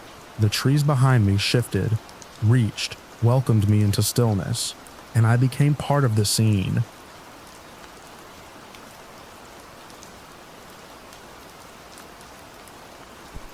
It started with the sound of my son's footsteps. Light, quick, unmistakable. I was in the kitchen wiping the counter when I heard them running across the upstairs hallway. That was fine, except he was sitting at the table in front of me, spooning cereal into his mouth and humming some song from his tablet. I froze, sponge in hand. He didn't notice anything strange. I looked up at the ceiling, tracking the sound. It moved from one end of the hallway to the other, then stopped. No doors opened, no creaking of weight shifting on the old floorboards, just silence. I set the sponge down, told myself it was the house settling. After breakfast, my husband went out to mow the lawn. I stayed inside to start laundry and keep an eye on the kids. That's when I found the door. It wasn't new. It wasn't glowing or covered in chains or standing at a weird angle. It was just a door. A plain white door in the upstairs hallway, between the linen closet and the bathroom where there had never been a door before. I stood there for a long time, staring at it. My daughter wandered past, didn't even glance at it. I asked her if she'd ever seen that door before. She blinked at me like I was teasing her and said, "Which one?" I didn't push it. I reached out and touched the doorknob. It was warm. I opened it. The hallway behind the door was identical to the one I was standing in. Same beige carpet, same scuffed molding along the floor. I stepped through, thinking maybe I was losing it, that maybe the door had always been there, and I just had some kind of lapse. But when I turned around, the door was gone. I was still in a hallway, but it wasn't mine, it was a copy. I walked down it slowly, past what should have been the bathroom. Inside was a toilet, a sink, a tub, all in the right places. But the mirror was warped, and every clock in the room, there were 4 of them, hung on different walls, was ticking backward. I checked my phone. The time was normal. I tapped the screen off and shoved it in my pocket. I made my way down the stairs, each step mirroring my house's familiar creaks and groans. The living room was empty. No TV, no toys, no light through the windows, even though it was morning outside when I stepped through the door. Here everything was dim. A kind of thick gray light filled the rooms, like it was overcast forever. In the kitchen there was a table. 3 figures sat around it. My husband, my son, my daughter, or something like them. They were dressed like my family. My daughter even had the same breakfast cereal in front of her, but none of them had faces, where their eyes, noses, and mouths should have been. There was smooth skin like wax or plastic stretched too tight. They moved. The faceless version of my husband lifted a cup to where his mouth should have been, and tilted it. Nothing spilled. My daughter's spoon hovered midair, as if waiting for her to remember how to eat. I didn't move. I didn't breathe. I just stared at them, waiting for them to react. They didn't. It was like I wasn't even there. A clock on the wall, one I didn't recognize, started chiming. Low, hollow tones. It rang 10 times, slowly, and with each strike, the air in the kitchen seemed to get heavier. My chest tightened. I backed up, bumping into the edge of the hallway wall. None of them looked at me. I turned and ran. The hallway had changed. Where there should have been stairs, there was only a narrow passage that sloped downward. The carpet was still there, but the walls looked swollen, like something was pressing from behind them. I didn't want to go that way, but I didn't have a choice. The way I came in was gone. I followed the sloping hallway. It grew darker with every step. No windows, no lights, just that gray, oppressive glow coming from nowhere and everywhere at once. I passed more rooms, copies of the kids' bedrooms, the laundry room, the basement stairs, but wrong in small ways. Everything was reversed, like I was walking through a mirror image. The writing on the posters was backward, the drawers opened the wrong direction, and the clocks. Every room had at least one, and they all ticked backward. Some ticked fast, others slow, like they couldn't agree on what direction time was supposed to go. I stopped looking at them. Eventually I reached a second door, same plain white design. I opened it and found myself back in my hallway. My real one. The light was right, the sounds were right, the smell of freshly cut grass drifted in through the open window. I didn't realize I was crying until I saw the wet streaks on my shirt. My husband was in the yard, pushing the mower. The kids were upstairs, shouting over each other as they played. Everything was normal. I closed the strange door, locked it, and pushed a dresser in front of it. I didn't tell anyone. Not right away, but it wasn't over. That night, I woke up to a sound downstairs. The TV was on, cycling through static. I crept down the hall and stopped in front of the blocked door. I pressed my ear to the wood and heard a ticking, faint but steady, not from one clock, from many. The next morning, the door was gone again. No dresser, no lock, just the smooth wall like it had never existed. I felt sick. Over the next week, things got worse. Sometimes I'd walk into a room and realize I was in the wrong version of it. Just for a second, the paint would be slightly off. The furniture would be flipped. Once I passed my daughter in the hallway and called her name. She didn't answer, just kept walking. When I followed her into the kitchen, she was already sitting at the table, eating like she'd never left. I started checking clocks. Ours were fine, normal. Until one afternoon, I found the microwave ticking backward. The kids hadn't noticed. My husband didn't believe me. said it was probably a glitch. That night, the microwave was gone. In its place was a blank stretch of wall. Then came the faces. It started with the baby monitor. My son had long since outgrown it, but we kept it on out of habit. One night I heard breathing, slow, steady, not his. I checked the monitor. The camera feed was dark, but I could make out movement, a small shape in the corner. When I went into his room, he was asleep, but the camera lens had turned to face the wall. The next day, my daughter showed me a drawing. It was our family. 4 stick figures standing in front of our house. Only she had a face. The others were blank. I asked her why. She shrugged and said that's just how they look now. I didn't sleep that night. Eventually, I stopped pretending it would go away. I researched, I prayed. I stopped using the upstairs bathroom. I unplugged every clock and threw them out. But they kept coming back.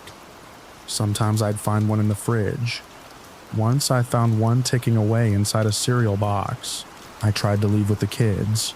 We drove to my sister's place 2 towns over, stayed a night. It felt better, safer. But the next morning, my son brought me a clock he found in her guest room. It was old, made of wood, with ornate hands spinning in reverse. I asked my sister if it was hers. She said no. She'd never seen it before. We went home. There are things I can't explain. My reflection sometimes moves a half-second too slow. I've heard my own voice whispering from rooms I'm not in. And always, the ticking, louder now, like it's all around us. The faceless things haven't come back. Not in full, but I see them, sometimes out of the corner of my eye, standing at the end of the hallway, sitting at the table, watching the kids sleep. I don't know what they want. I don't know what I did to bring this on us, but I know one thing for sure now. That wasn't a door I opened. It was a crack, a weak spot, a hole in whatever keeps things where they're supposed to be, and something on the other side saw us.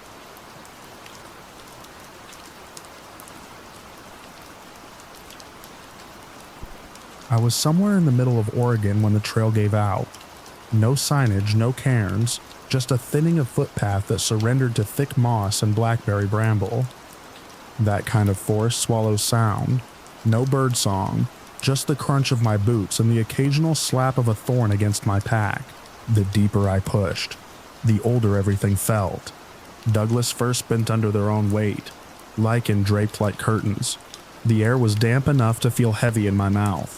I kept walking, not because I was sure where I was going, but because I didn't want to stand still. That place felt like it was watching. A glint of glass stopped me. At first I thought it was trash, but as I stepped closer, I realized it was a full telephone booth, the kind with a folding door and rotary dial. Red, faded almost pink under the canopy. Its corners were chipped, and vines had threaded through the base, curling into the booth's seams like fingers curling in sleep. No path led to it, no wires overhead, just this silent artifact, dead center in a tangle of forest too dense for anything man-made. I stared at it for a while, long enough to question whether I was seeing it at all. Then the phone inside rang. I didn't move. It rang again. The sound didn't belong. It was too clean, sharp and bright like it had just come from a speaker showroom. It rang a third time before I stepped closer, hand outstretched, heart punching against my ribs. I picked up the receiver, and a voice said my name, not how I say it now, flat, impatient, grown up, but how it sounded when I was 8 and still afraid of thunderstorms. Jamie, the voice said again, higher this time, uncertain. Jamie? Is that you? My legs locked. I hadn't heard that voice in over 20 years, but I knew it. It was Michael, my cousin. He died when we were kids, fell through a frozen pond behind my aunt's house. They pulled him out too late, but the voice wasn't gasping or ghostly. It was alive, talking like he was sitting in his bedroom, sprawled on the floor with our plastic dinosaurs. I didn't say anything. I just listened. He asked if I was mad at him, said he hadn't meant to go out on the ice, that he thought it was safe because I'd walked across it the day before. He said the fish were just under the surface, and he wanted to show me one. That detail hit harder than it should have. Because he did say that once, the day before he died. He'd whispered it to me while we were supposed to be asleep, how the fish looked like silver leaves under the ice. Nobody else could have known that. I hung up, or I tried to, but the receiver wouldn't budge.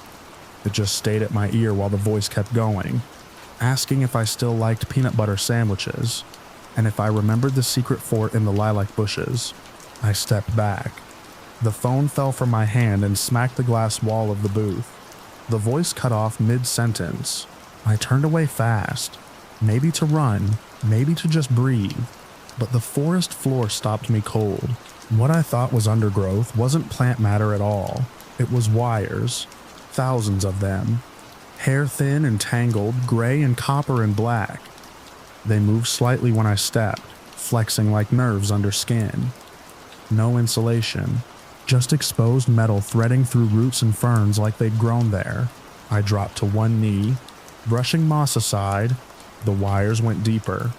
No endpoint, no terminal, just an endless mat of obsolete communication. Every square foot of ground pulsed with them. My skin crawled. I wanted to leave, to backtrack and forget I ever saw that booth, but the forest had gone silent again. Even the wind had stopped. The stillness was complete. I looked back at the booth. The phone was dangling now, swinging slightly. It rang again. I didn't answer. This time I turned and moved fast, ignoring the branches whipping my face. I made it maybe 50 feet before I saw another booth. Same model, same chipped paint. This one tilted slightly, sunken into a dip in the earth like it had landed there hard. The receiver was missing, just a frayed coil hanging like a torn ligament. I ran. The forest didn't change. It didn't thin or open. Just more trees, more wire-laced ground. I checked my GPS blank screen. Compass didn't help either. Needle just spun lazily no matter which direction I turned. I started marking trees, carving small notches. But when I looped back, I did loop back, I'm sure of it, the marks were gone. Not covered, not faded, just gone. The third booth had graffiti on it. My name etched in childish block letters across the glass. Below it, a date. My 8th birthday. I remember that day. I had a stomach bug and missed the party. Michael was the only one who called to wish me happy birthday. This time, the phone didn't ring. It clicked. A long, slow click like someone had just picked up from the other end. Then breathing. Slow and shallow. Like someone crouched too close to the receiver. No words, just breath. I backed away again. No footsteps, I didn't hear anything move. But when I looked down, the wires were shifting. Not randomly, deliberately. Curling toward my boots like vines tasting the air. That's when I noticed they weren't just underfoot. They were climbing trees, threading up bark, and into branches. Some disappeared into hollow trunks. Others split and wove themselves into bird nests. The forest wasn't a forest anymore. It was an antenna. I found the trail again by accident. Or maybe it found me. The undergrowth parted suddenly. Not with light, but with space. The trees bent slightly away from the path as if pressured from within. I walked fast, then faster, until I was nearly jogging. No more booths, no more wires, just the familiar ache of terrain. I knew. I didn't stop until I reached my car. The tires were coated in moss. The windshield fogged from the inside. I got in and locked the doors. My phone buzzed in my pocket. No signal, but the screen was on. It had a voicemail. No number, just voicemail 1. I didn't play it. I deleted it. When I got home, I found an old box from my childhood, buried under winter gear in the closet. Inside was a walkie-talkie. The other half of the pair Michael and I used to play with when I stayed over. I hadn't seen it in years. The batteries were corroded, case cracked, but taped to the back was a piece of paper. The kind from those novelty notepads shaped like cartoon animals. Written in my handwriting, shaky and mature, was a note. Call me from the woods. I'll pick up. I threw it out that night. Or I tried to. But the next morning, the note was back. Not in the box, on my kitchen table, folded neatly under my coffee mug. The booth still shows up sometimes, not always in the same place. Once it was by the river, once near a fire lookout long since collapsed. I've never answered it again. But it always rings 3 times before falling silent. Always at midday, always with that same clean, unnatural tone, sharp as bone on glass.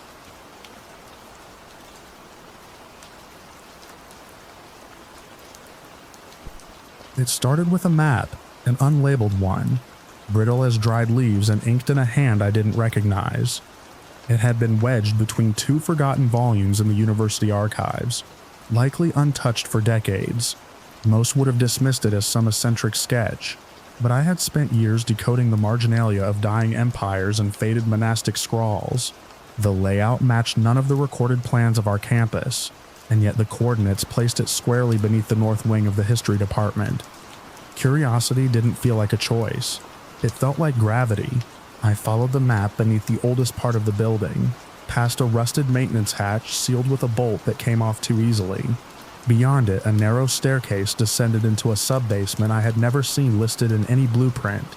Dust coated every surface, disturbed only by the occasional scurry of something small and quick.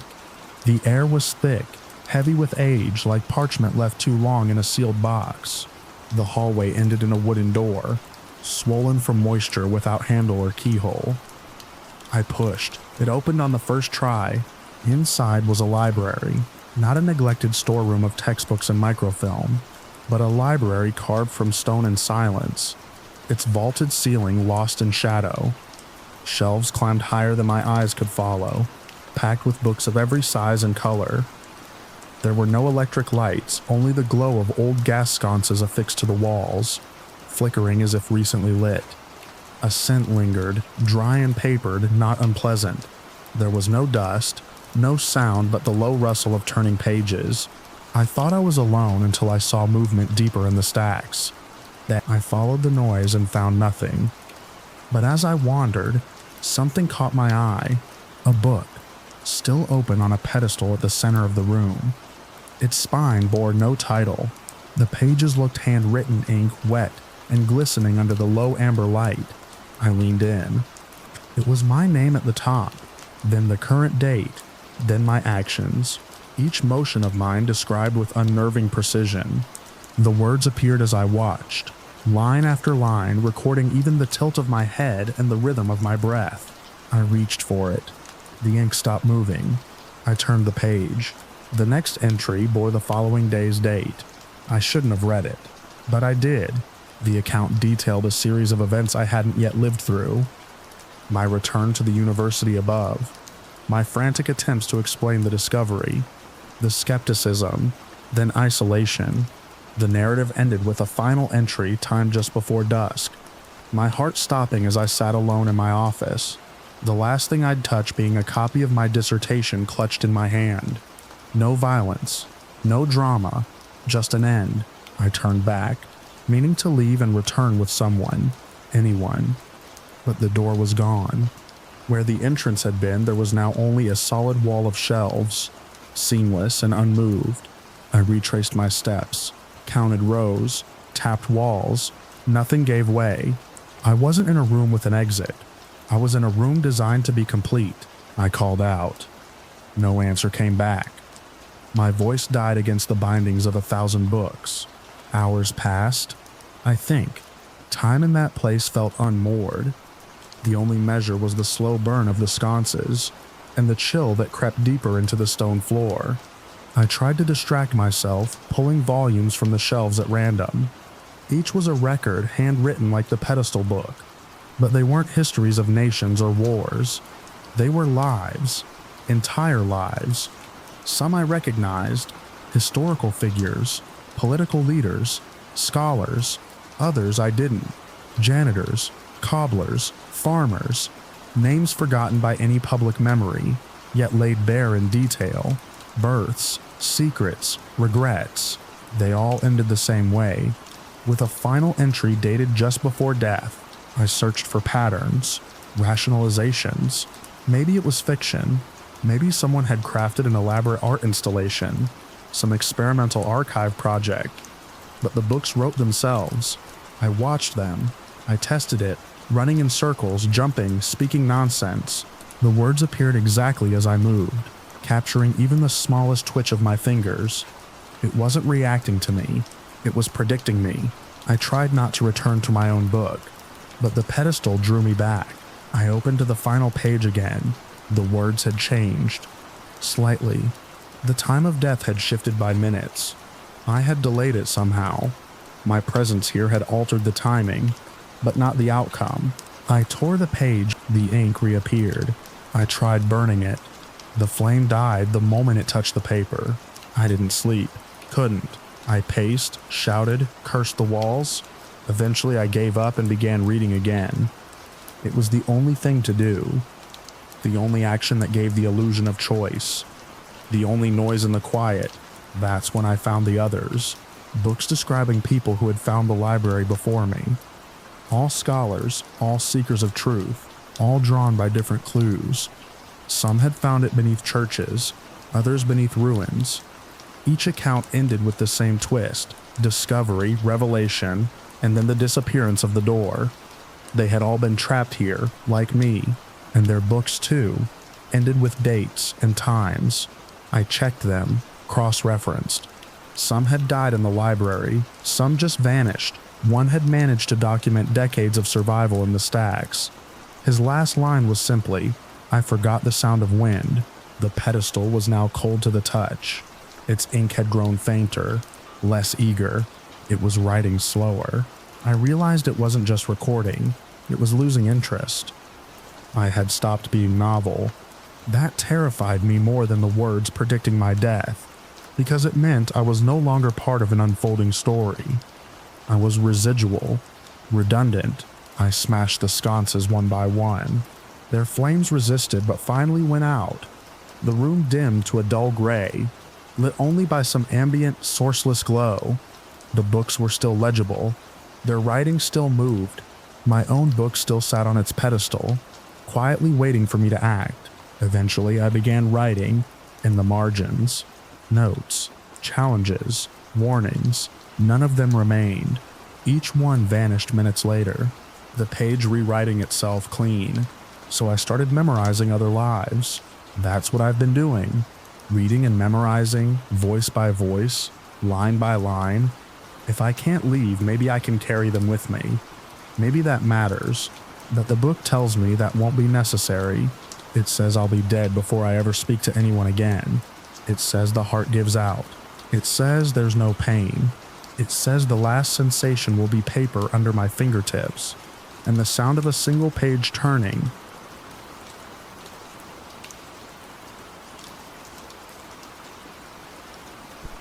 I drive the same route every night. It's a stretch of highway that cuts through the dry skin of nowhere, linking my work in the city to a house that barely feels like home anymore. Most nights I don't even remember the ride, just headlights, asphalt, and a blur of fast food wrappers accumulating on the passenger seat. But last Tuesday, at least I think it was Tuesday, something shifted. It started with the exit.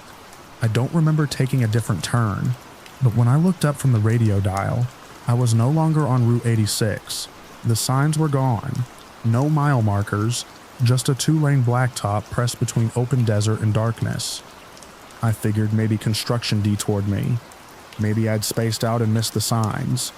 But my GPS had no signal, and the car clock had frozen at 11:17. I kept driving. The gas gauge hovered just above a quarter, and with no landmarks in sight, I didn't want to take chances by turning back. The road seemed to stretch forever, a flat ribbon under an inky sky without a single star. Then the radio started acting up. Static at first, same as when I'd hit dead zones before, but as I twisted the dial, I caught something strange. Not music, not talk radio, a voice, familiar, too familiar. I should have taken the left turn back at the refinery, it said, calm, matter of fact. But I was too tired to notice. It was my voice. I shut the radio off. The car was silent for maybe 3 seconds before the voice came back on. Still from the speakers, still mine. I'm trying not to panic. There has to be a station playing something. Anything. I gripped the wheel tighter. I hadn't spoken aloud. I hadn't thought those exact words either. At least I didn't think I had. But now the voice was narrating my reactions. I'm gripping the wheel tighter. It doesn't make sense. This can't be right. The voice paused, then chuckled nervously. My chuckle. That's when the high beams caught something ahead. A sign. Gas, it said. No town name. Just a faded arrow pointing to the right. I nearly cried in relief. A gas station meant people. It meant I wasn't trapped in this empty stretch of tar forever. I turned off the highway onto a gravel shoulder and followed a narrow lane. Dust bloomed around the car in ghostly clouds, swallowing the taillights behind me. The road curved sharply and then the building appeared. It looked like something out of a different era. A squat concrete box with a single yellow bulb over the door, flickering like it hadn't been changed in decades. One pump, manual, no card reader. The kind of place that shouldn't exist anymore. Still, I pulled up beside it and killed the engine. The radio went quiet too. Inside, the lights were on. A small convenience store set up, cooler in the back. Candy racks near the register. Everything coated in that fine desert grit, like the wind had been sneaking in for years. Then I saw the attendant. He was standing behind the counter, reading a magazine. Same hoodie, same jeans, same smudge on the left temple of his glasses. He looked up and smiled. I was staring at myself. He didn't react like I did. I stepped back, heart hammering. My double, no, not a twin, not a brother me, just smiled wider and motioned toward the pump. "You're low on gas," he said. "Thought I'd open up for you." I didn't speak, couldn't. My throat closed up like it was trying to protect me from answering. He tilted his head. "Long drive, huh?" I turned and got back in the car, locked the doors, started the engine. The needle on the gas gauge dipped to empty. The radio came back on. "He knows," the voice said. "He saw his own face, and he knows that something is wrong." I drove. Back onto the highway, if that's what it still was. But the road didn't change. No turns, no signs, no lights behind me, no lights ahead, just the endless stretch. Time didn't pass the way it normally does. My dashboard clock still read 11:17. My phone had shut off entirely. I tried speaking to the radio to myself, I guess, but the voice only replied in observations. He's talking now. He thinks he's dreaming. He wonders if this is some kind of test. He's starting to forget what the real world feels like. After a while, I realized I hadn't seen a single car, not coming or going. No bugs hitting the windshield. No breeze moving the roadside brush. Just the engine hum and that voice, syncing perfectly with every passing thought I didn't know I had. Then came the second gas station, identical to the first. Same flickering bulb, same pump, same gravel crunch under the tires. But this time I didn't go inside. He came out, same face, same expression. "You'll run out before long," he said, approaching the car window. "Might as well come in." I backed away. He didn't chase me, just stood there watching as I reversed onto the road again and peeled off. The voice on the radio didn't speak for a long time. When it finally did, it sounded amused. "He's stubborn," it said. "He still thinks he can beat the loop." I drove until the gas gauge blinked red. The needle dipped so low it vanished, but the car kept going. Thick flow of the car, I watched the scenery for any change, any shift, but the horizon never got closer. The desert on either side seemed to flatten out even more, like the world was being iron smooth. The sky never lightened, no sunrise, no moon, just black ink pressing down forever. Eventually I stopped, pulled over and sat in the stillness, turned the key to off. The engine died, but the lights stayed on. The radio clicked. "Now he waits," my voice said, and I did. Maybe for an hour, maybe longer. Then I stepped out into the silence. I followed the gravel again. No signs this time, no arrows, but the path was there, worn into the earth like an instinct. The station was waiting, same as before, except now, the inside was darker. The fridge lights weren't on. The candy rack was bare. Only the counter was lit and he was there, me, but older now. Hair unkempt, eyes bloodshot. The smudge on the glasses had faded, replaced by cracks in the lenses. "You look tired," he said. I tried to ask where I was, what was happening, why I kept seeing him. Me, but he only smiled. "You're catching up." I turned and walked out. Didn't run, didn't shout. The night swallowed the sound. The car was gone. The road was gone. Only the station remained, surrounded by a void too black to be real, like the whole world had been peeled away. Leaving me balanced on a pin, I went back inside. He was still there, flipping through a magazine with no pages. I sat on the floor. The voice on the radio kept narrating even though there was no car now. "He's giving up," it said. "He's accepting it." I don't know how many days passed. If days still exist here. The station doesn't run out of food. The soda cooler hums even though there's no power. And the other me, he watches. He never sleeps. Sometimes, I wake up behind the counter, with the uniform, with the same magazine in my hands. Sometimes someone pulls up, a car I don't recognize, a face that looks just like mine, and I say, "You're low on gas. Thought I'd open up for you."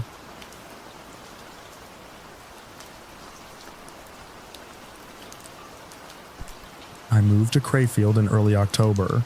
The air was already turning crisp, and a low fog hung over the hills most mornings. The town sat in a shallow valley, shielded on all sides by thick pine forest. It had that kind of deliberate quiet, like the silence wasn't just natural but practiced. The kind of stillness you feel in a room before something important is said. My house was a modest 2-story on the edge of town, set back from the road and half swallowed by ivy. I liked the quiet at first. After years of city noise bleeding through the walls of apartment buildings, Crayfield felt like peace. The first week was spent unpacking, fixing creaky floorboards, and trying to get the heater to run without that burning metal smell. A week in, I noticed something odd. It was just past midnight when I stepped out onto the porch with a cup of tea. Fog moved slow along the ground like it was being poured, and the air had that strange, thick stillness that sometimes came with it. There was a creek that ran near the edge of town, fed by a spring up in the hills. It was the main source of water for Crayfield. Everyone knew that. But what caught my eye that night was the color. The water shimmered under the moonlight, but not in the way it should have. It looked dark, not just shadowed black, thick. It moved like oil, slow and sticky, clinging to the stones along the banks. The next morning, I walked down to the water's edge. Daylight didn't help. It was still dark, a deep inky color, and when I dipped a stick in, it came back stained. A neighbor passed by, Mrs. Halbrook, an older woman who lived 2 doors down. I asked her if she'd noticed the creek. She smiled, nodded once, and kept walking like I hadn't asked anything strange at all. The town had a central square, mostly empty except for a statue of some long-dead founder. The shops and libraries circled it, and the town hall stood at the far end, tall and gray with chipped stone steps. I went in on a Tuesday, thinking I might ask someone about the water. The main floor was empty. No clerk at the desk. No sound except the faint hum of fluorescent lights. There was a long hallway with doors on either side, and I wandered, calling out once or twice but getting no response. That's when I saw the list. It was posted on a corkboard outside a room labeled Records. Yellowed paper, typewritten columns, neat rows. At first it looked like a census, a simple list of names and addresses, maybe from some town survey, but my eyes caught on a name I recognized. My name. Listed cleanly between others, but there was something off about it. The list wasn't dated, and beside each name was a notation. 3 digits. Mine had 341 written next to it. No explanation. Just that. I hadn't given my name to anyone yet. No town registration, no forms, no introduction beyond a few casual greetings. I took a photo of the list, but when I checked my phone later that day, the image was gone. just a black square where it should have been. Sleep came strangely in Crayfield. I'd wake often at night. Not from nightmares, just the sense that something had shifted in the room, a change in pressure. Once, around 3 in the morning, I saw movement outside. I watched from the upstairs window, squinting through the fog. There were people in the square, a dozen, maybe more. They stood in the open space, spaced evenly apart, unmoving for what must have been 10 minutes. Then, all at once, they began to move. The rhythm was slow at first, like a warm-up stretch or a Tai Chi routine, but there was no grace to it. Their movements were too sharp, like jerks from unseen strings. Everyone moved in perfect sync. One arm raised, heads turned, legs shifting, not a beat out of time. It was unsettling in a way I couldn't explain, like they were acting out a rehearsal for something I wasn't meant to see. I didn't sleep after that. The next night, I tried recording it. Set my phone on a tripod at the window, pointed toward the square. At 2:59 a.m., I hit record and waited. When the clock on my phone ticked to 3 corn, the first of them stepped into view, same as before. Even spacing, slow formation. Then the movements began. Watching it in real time was disturbing, but what rattled me more was the footage. When I reviewed the video, the square was empty, no people. Just fog moving lazily across the paving stones. The audio picked up faint clicks, rhythmic, mechanical, but no voices, no footsteps, no signs of life at all.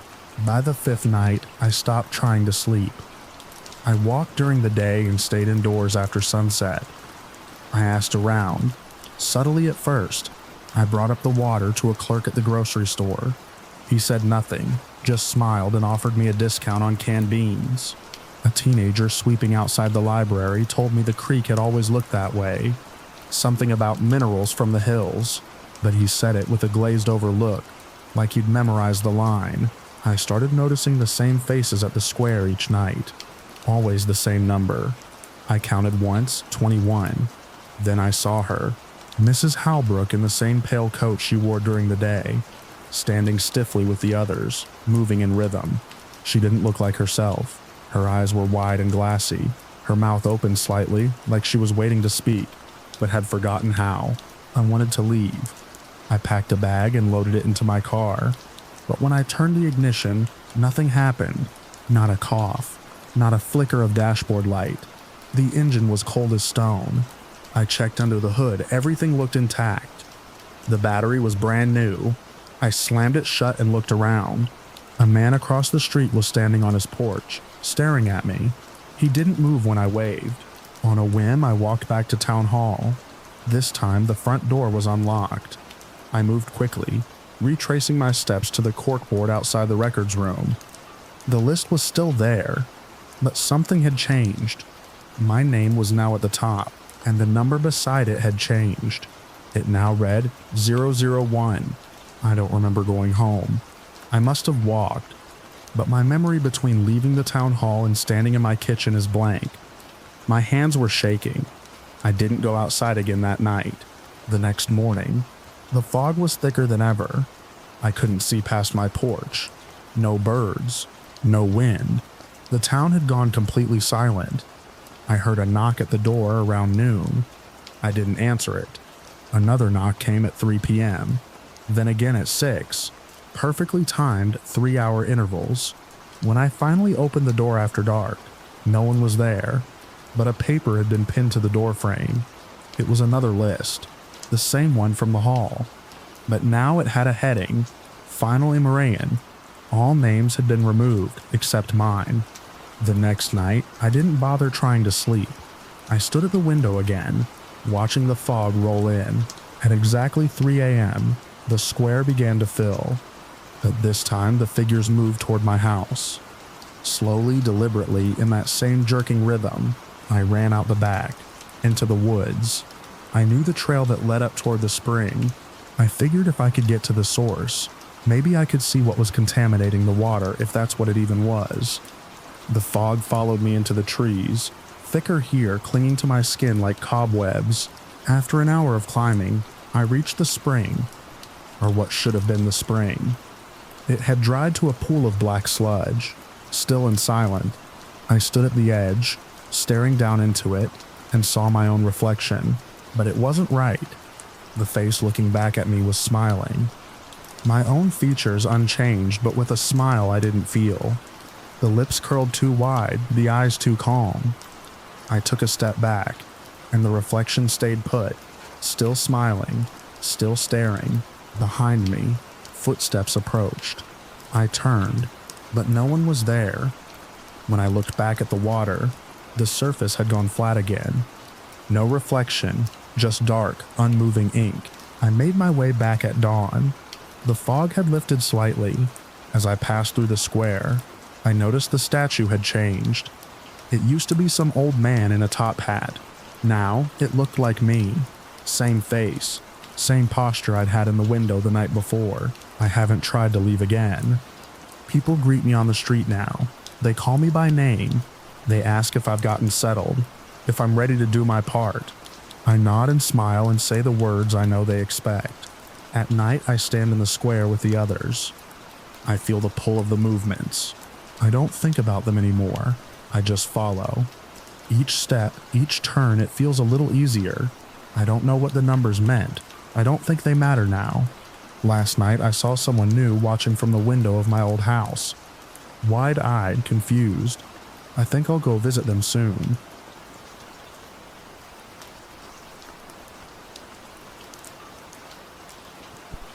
There were 3 older men sitting at the counter, all wearing variations of the same flannel shirt, hunched over cups of black coffee. Their voices were barely above a whisper, but I caught a phrase as I passed on my way to pay. That town wants to die. I first heard about the town in a diner off Route 12, about 15 miles east of anything you'd bother marking on a map. I had stopped for coffee and a quick sandwich after a long day of hiking through the dense forest trails that crisscross that part of the state. My camera bag was slung under the table, my boots still caked in reddish mud. It was late afternoon, the kind of twilight that makes everything feel a little too quiet, a little too still. I didn't stop. I didn't ask, but the words stuck in my head like burrs. I lingered outside the diner after paying, taking photos of the pale pink sky behind the pines. When I glanced back through the window, the men were staring at me, unmoving. I packed my gear and left without looking again. Back on the road, the phrase wouldn't leave me alone. That town wants to die. I didn't know if it was a local superstition or some obscure metaphor, but something about it itched at the same part of my brain that made me hike miles into nowhere for a shot no one else would bother to take. It felt like a dare. At a gas station on the edge of town, I struck up a conversation with a mechanic while my car refueled. He was younger than the diner crowd, maybe mid-40s, with grease-streaked hands and a cigarette dangling from his mouth. I asked if there were any old towns nearby, maybe abandoned or not listed on modern maps. He gave me a long look, measuring something in my face, I guess, then wiped his hands on a rag and pointed out a direction I hadn't expected. What was it called? Doesn't matter now. Back through the trees, past where the road stops, you'll find a dirt trail. It ain't on any GPS, used to be a place back there. Don't know what's left of it.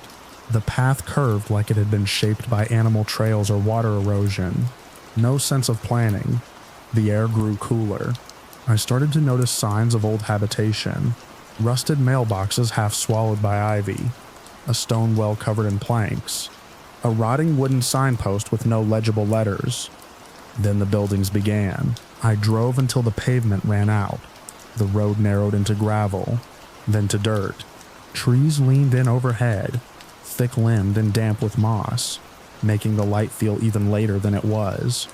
I parked when the trail became too narrow to drive, and continued on foot, camera in hand.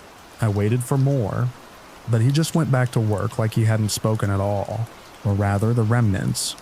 Roofless houses collapsed into their own basements, a school with its front door hanging off one hinge, a church whose bell tower had fallen, and shattered into a graveyard with no names on the stones. I took photos, angles, textures, the kind of empty spaces that suggested stories without giving any away. Then I found the general store. Unlike the others, it still had walls, a glass door, mostly intact. The sign above the awning was faded, but legible. Carrow General Supply. I pushed the door open. It creaked like a stage cue. The interior smelled of mildew and thyme. Dust lay thick on the counters and shelves, but many of the items were still there. Cans without labels, small tools, faded postcards. A broken cash register slumped behind the counter like a wounded animal. I stepped inside and immediately heard it whispering. I froze. I followed the sound past the counter, pushing open a door behind it. It led to a stockroom, barren except for empty shelves and a few toppled crates. But there in the corner, half covered by a tarp, was a staircase descending into darkness. It wasn't wind. It wasn't animals. It was human. Voices, overlapping just beyond the threshold of comprehension, like dozens of people speaking low, hurried words in another room. The whispers came from below. I raised my camera and took a shot with flash.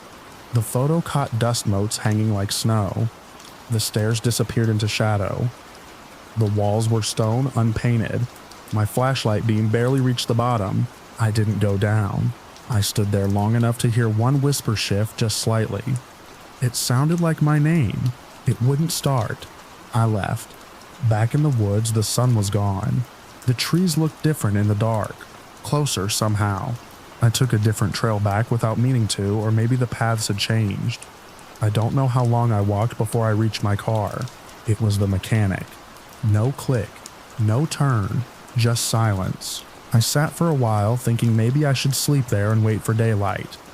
But the thought of the whispers made my skin crawl. I left my car and started walking toward the direction I believed the town to be. After maybe 30 minutes, I saw headlights. I didn't tell you the whole truth, he added as we drove. That town, it ain't right. Folks tried to burn it down more than once, but it just doesn't die. Not all the way. He didn't act surprised to find me. Said he'd figured I might need help. Said it happens sometimes when people go looking for places that don't want to be found. I asked him what he meant. I didn't sleep that night. He shook his head. Some places forget how to end. We reached the gas station, and I thanked him, still unsure if the whole thing was some elaborate small-town prank or something deeper. He didn't ask questions, just handed me a cup of coffee from the back and told me not to go back there. Most were what I expected. Decay, overgrowth, the angles of desolation. In the morning, my car started like nothing had ever been wrong. I drove to a library in the next town over, asked around about Carrow or abandoned settlements in the area. The librarian pulled out some old land records and pointed me to a forgotten township annexed back in the 30s. No population listed after 1951. No record of why. That night I went through the photos I'd taken. At first, it looked like static, but in the far corner of the frame, partially obscured by dust, was a shape, human-sized, too tall, too thin. It wasn't there when I took the photo, I'm sure of it, but one stood out. The shot I'd taken of the stairwell. I stared at the image until the screen blurred. Then I closed the file and turned off the laptop. I still have the photo. I don't show it to people. Not anymore. I never went back. But sometimes I dream about the stairs and the sound of my name in a voice I don't recognize. Sometimes I hear whispering when I edit late into the night. I tell myself it's the house settling, the wind, anything else.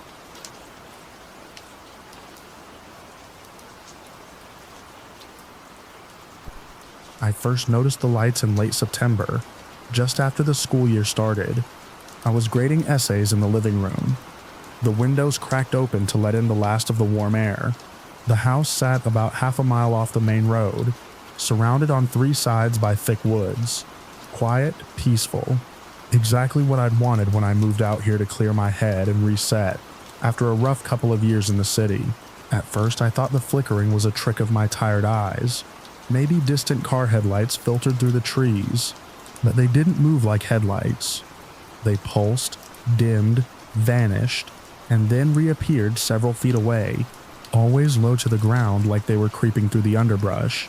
I stood at the window for a long time, just watching. The lights moved with a rhythm that didn't feel random. though I couldn't have explained why.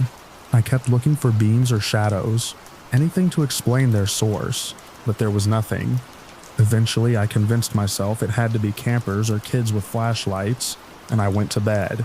The next night, they were back. I tried to ignore them for the better part of a week.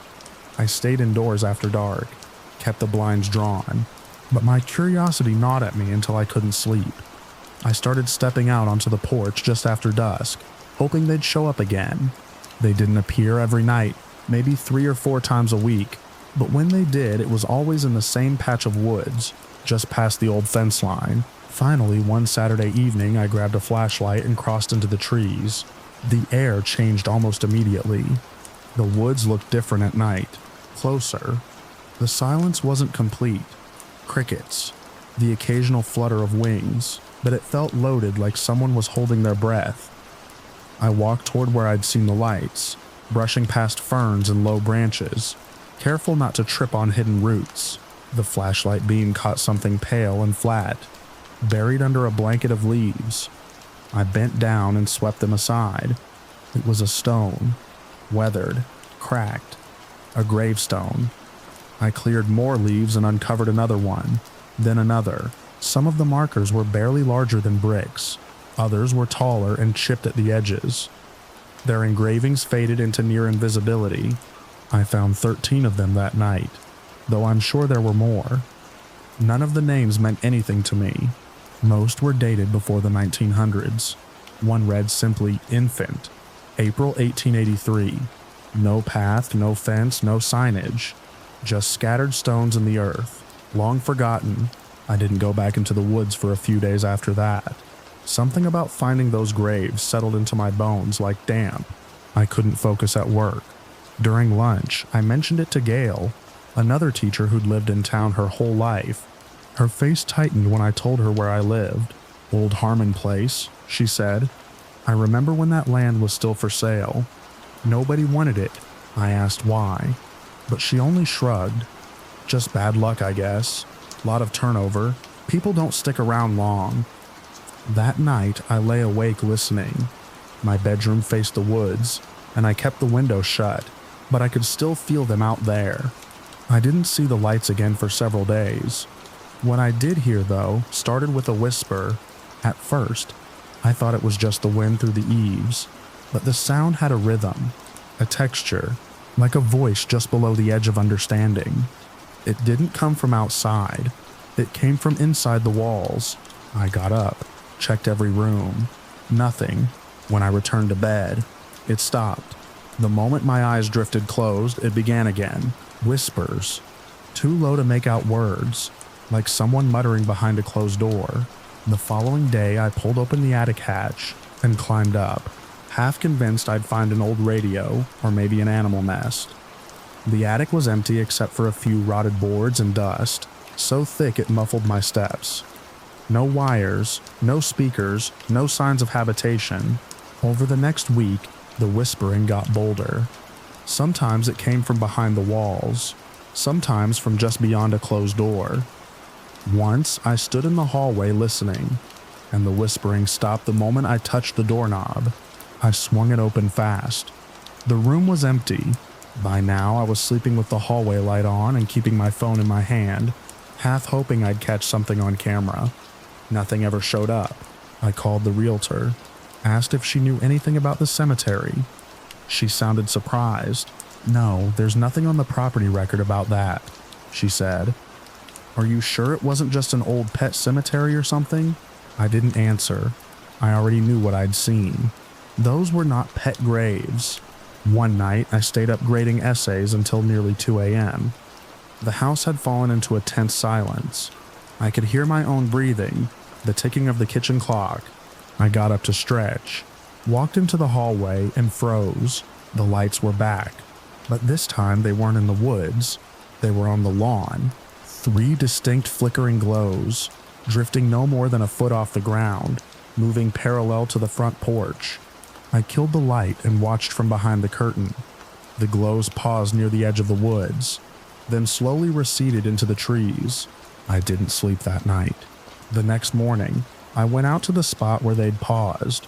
The grass was flattened, not burned, but pressed down in a way that reminded me of animal tracks, except there were no shapes, just wide, shallow impressions in the dew. I took a day off work, told the school I was sick, spent the entire day researching the area, digging through library records, old newspaper archives. I didn't find any mention of a cemetery on that land.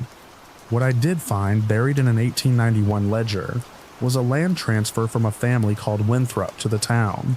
There were notes about flooding, poor soil conditions, a failed orchard, no mention of burials. I went back into the woods that evening, determined to map out the gravestones properly. I marked each one with a small flag, found 16 this time.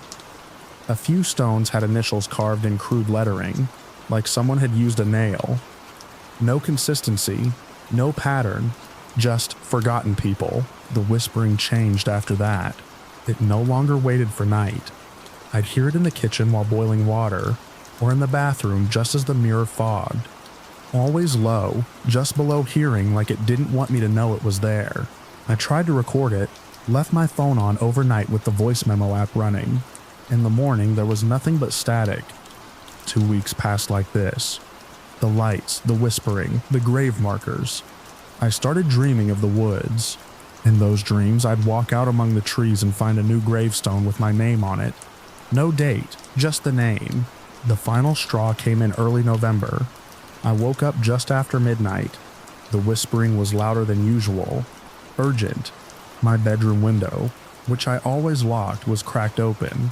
Cold air poured in. I got up, crossed the room, and froze. There were muddy footprints on the carpet. Not shoe prints. Bare feet. Small, like a child's. They crossed the room, stopped beside the bed, then turned back toward the window.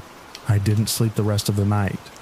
I sat on the floor with a flashlight in one hand and a carving knife from the kitchen in the other. At dawn, I packed a duffel bag and drove to Gale's. I didn't say much, just that I needed to get out for a while. She let me sleep on her couch that week. I called the school, told them I was taking leave, and started looking for a new place in town. I haven't gone back since. The lights still come, according to the woman who rents the house now. She asked me once if I'd ever had trouble with animals or neighborhood kids sneaking onto the property. I told her no. I didn't tell her about the gravestones, or the voices. Sometimes, late at night, I still hear them in my dreams.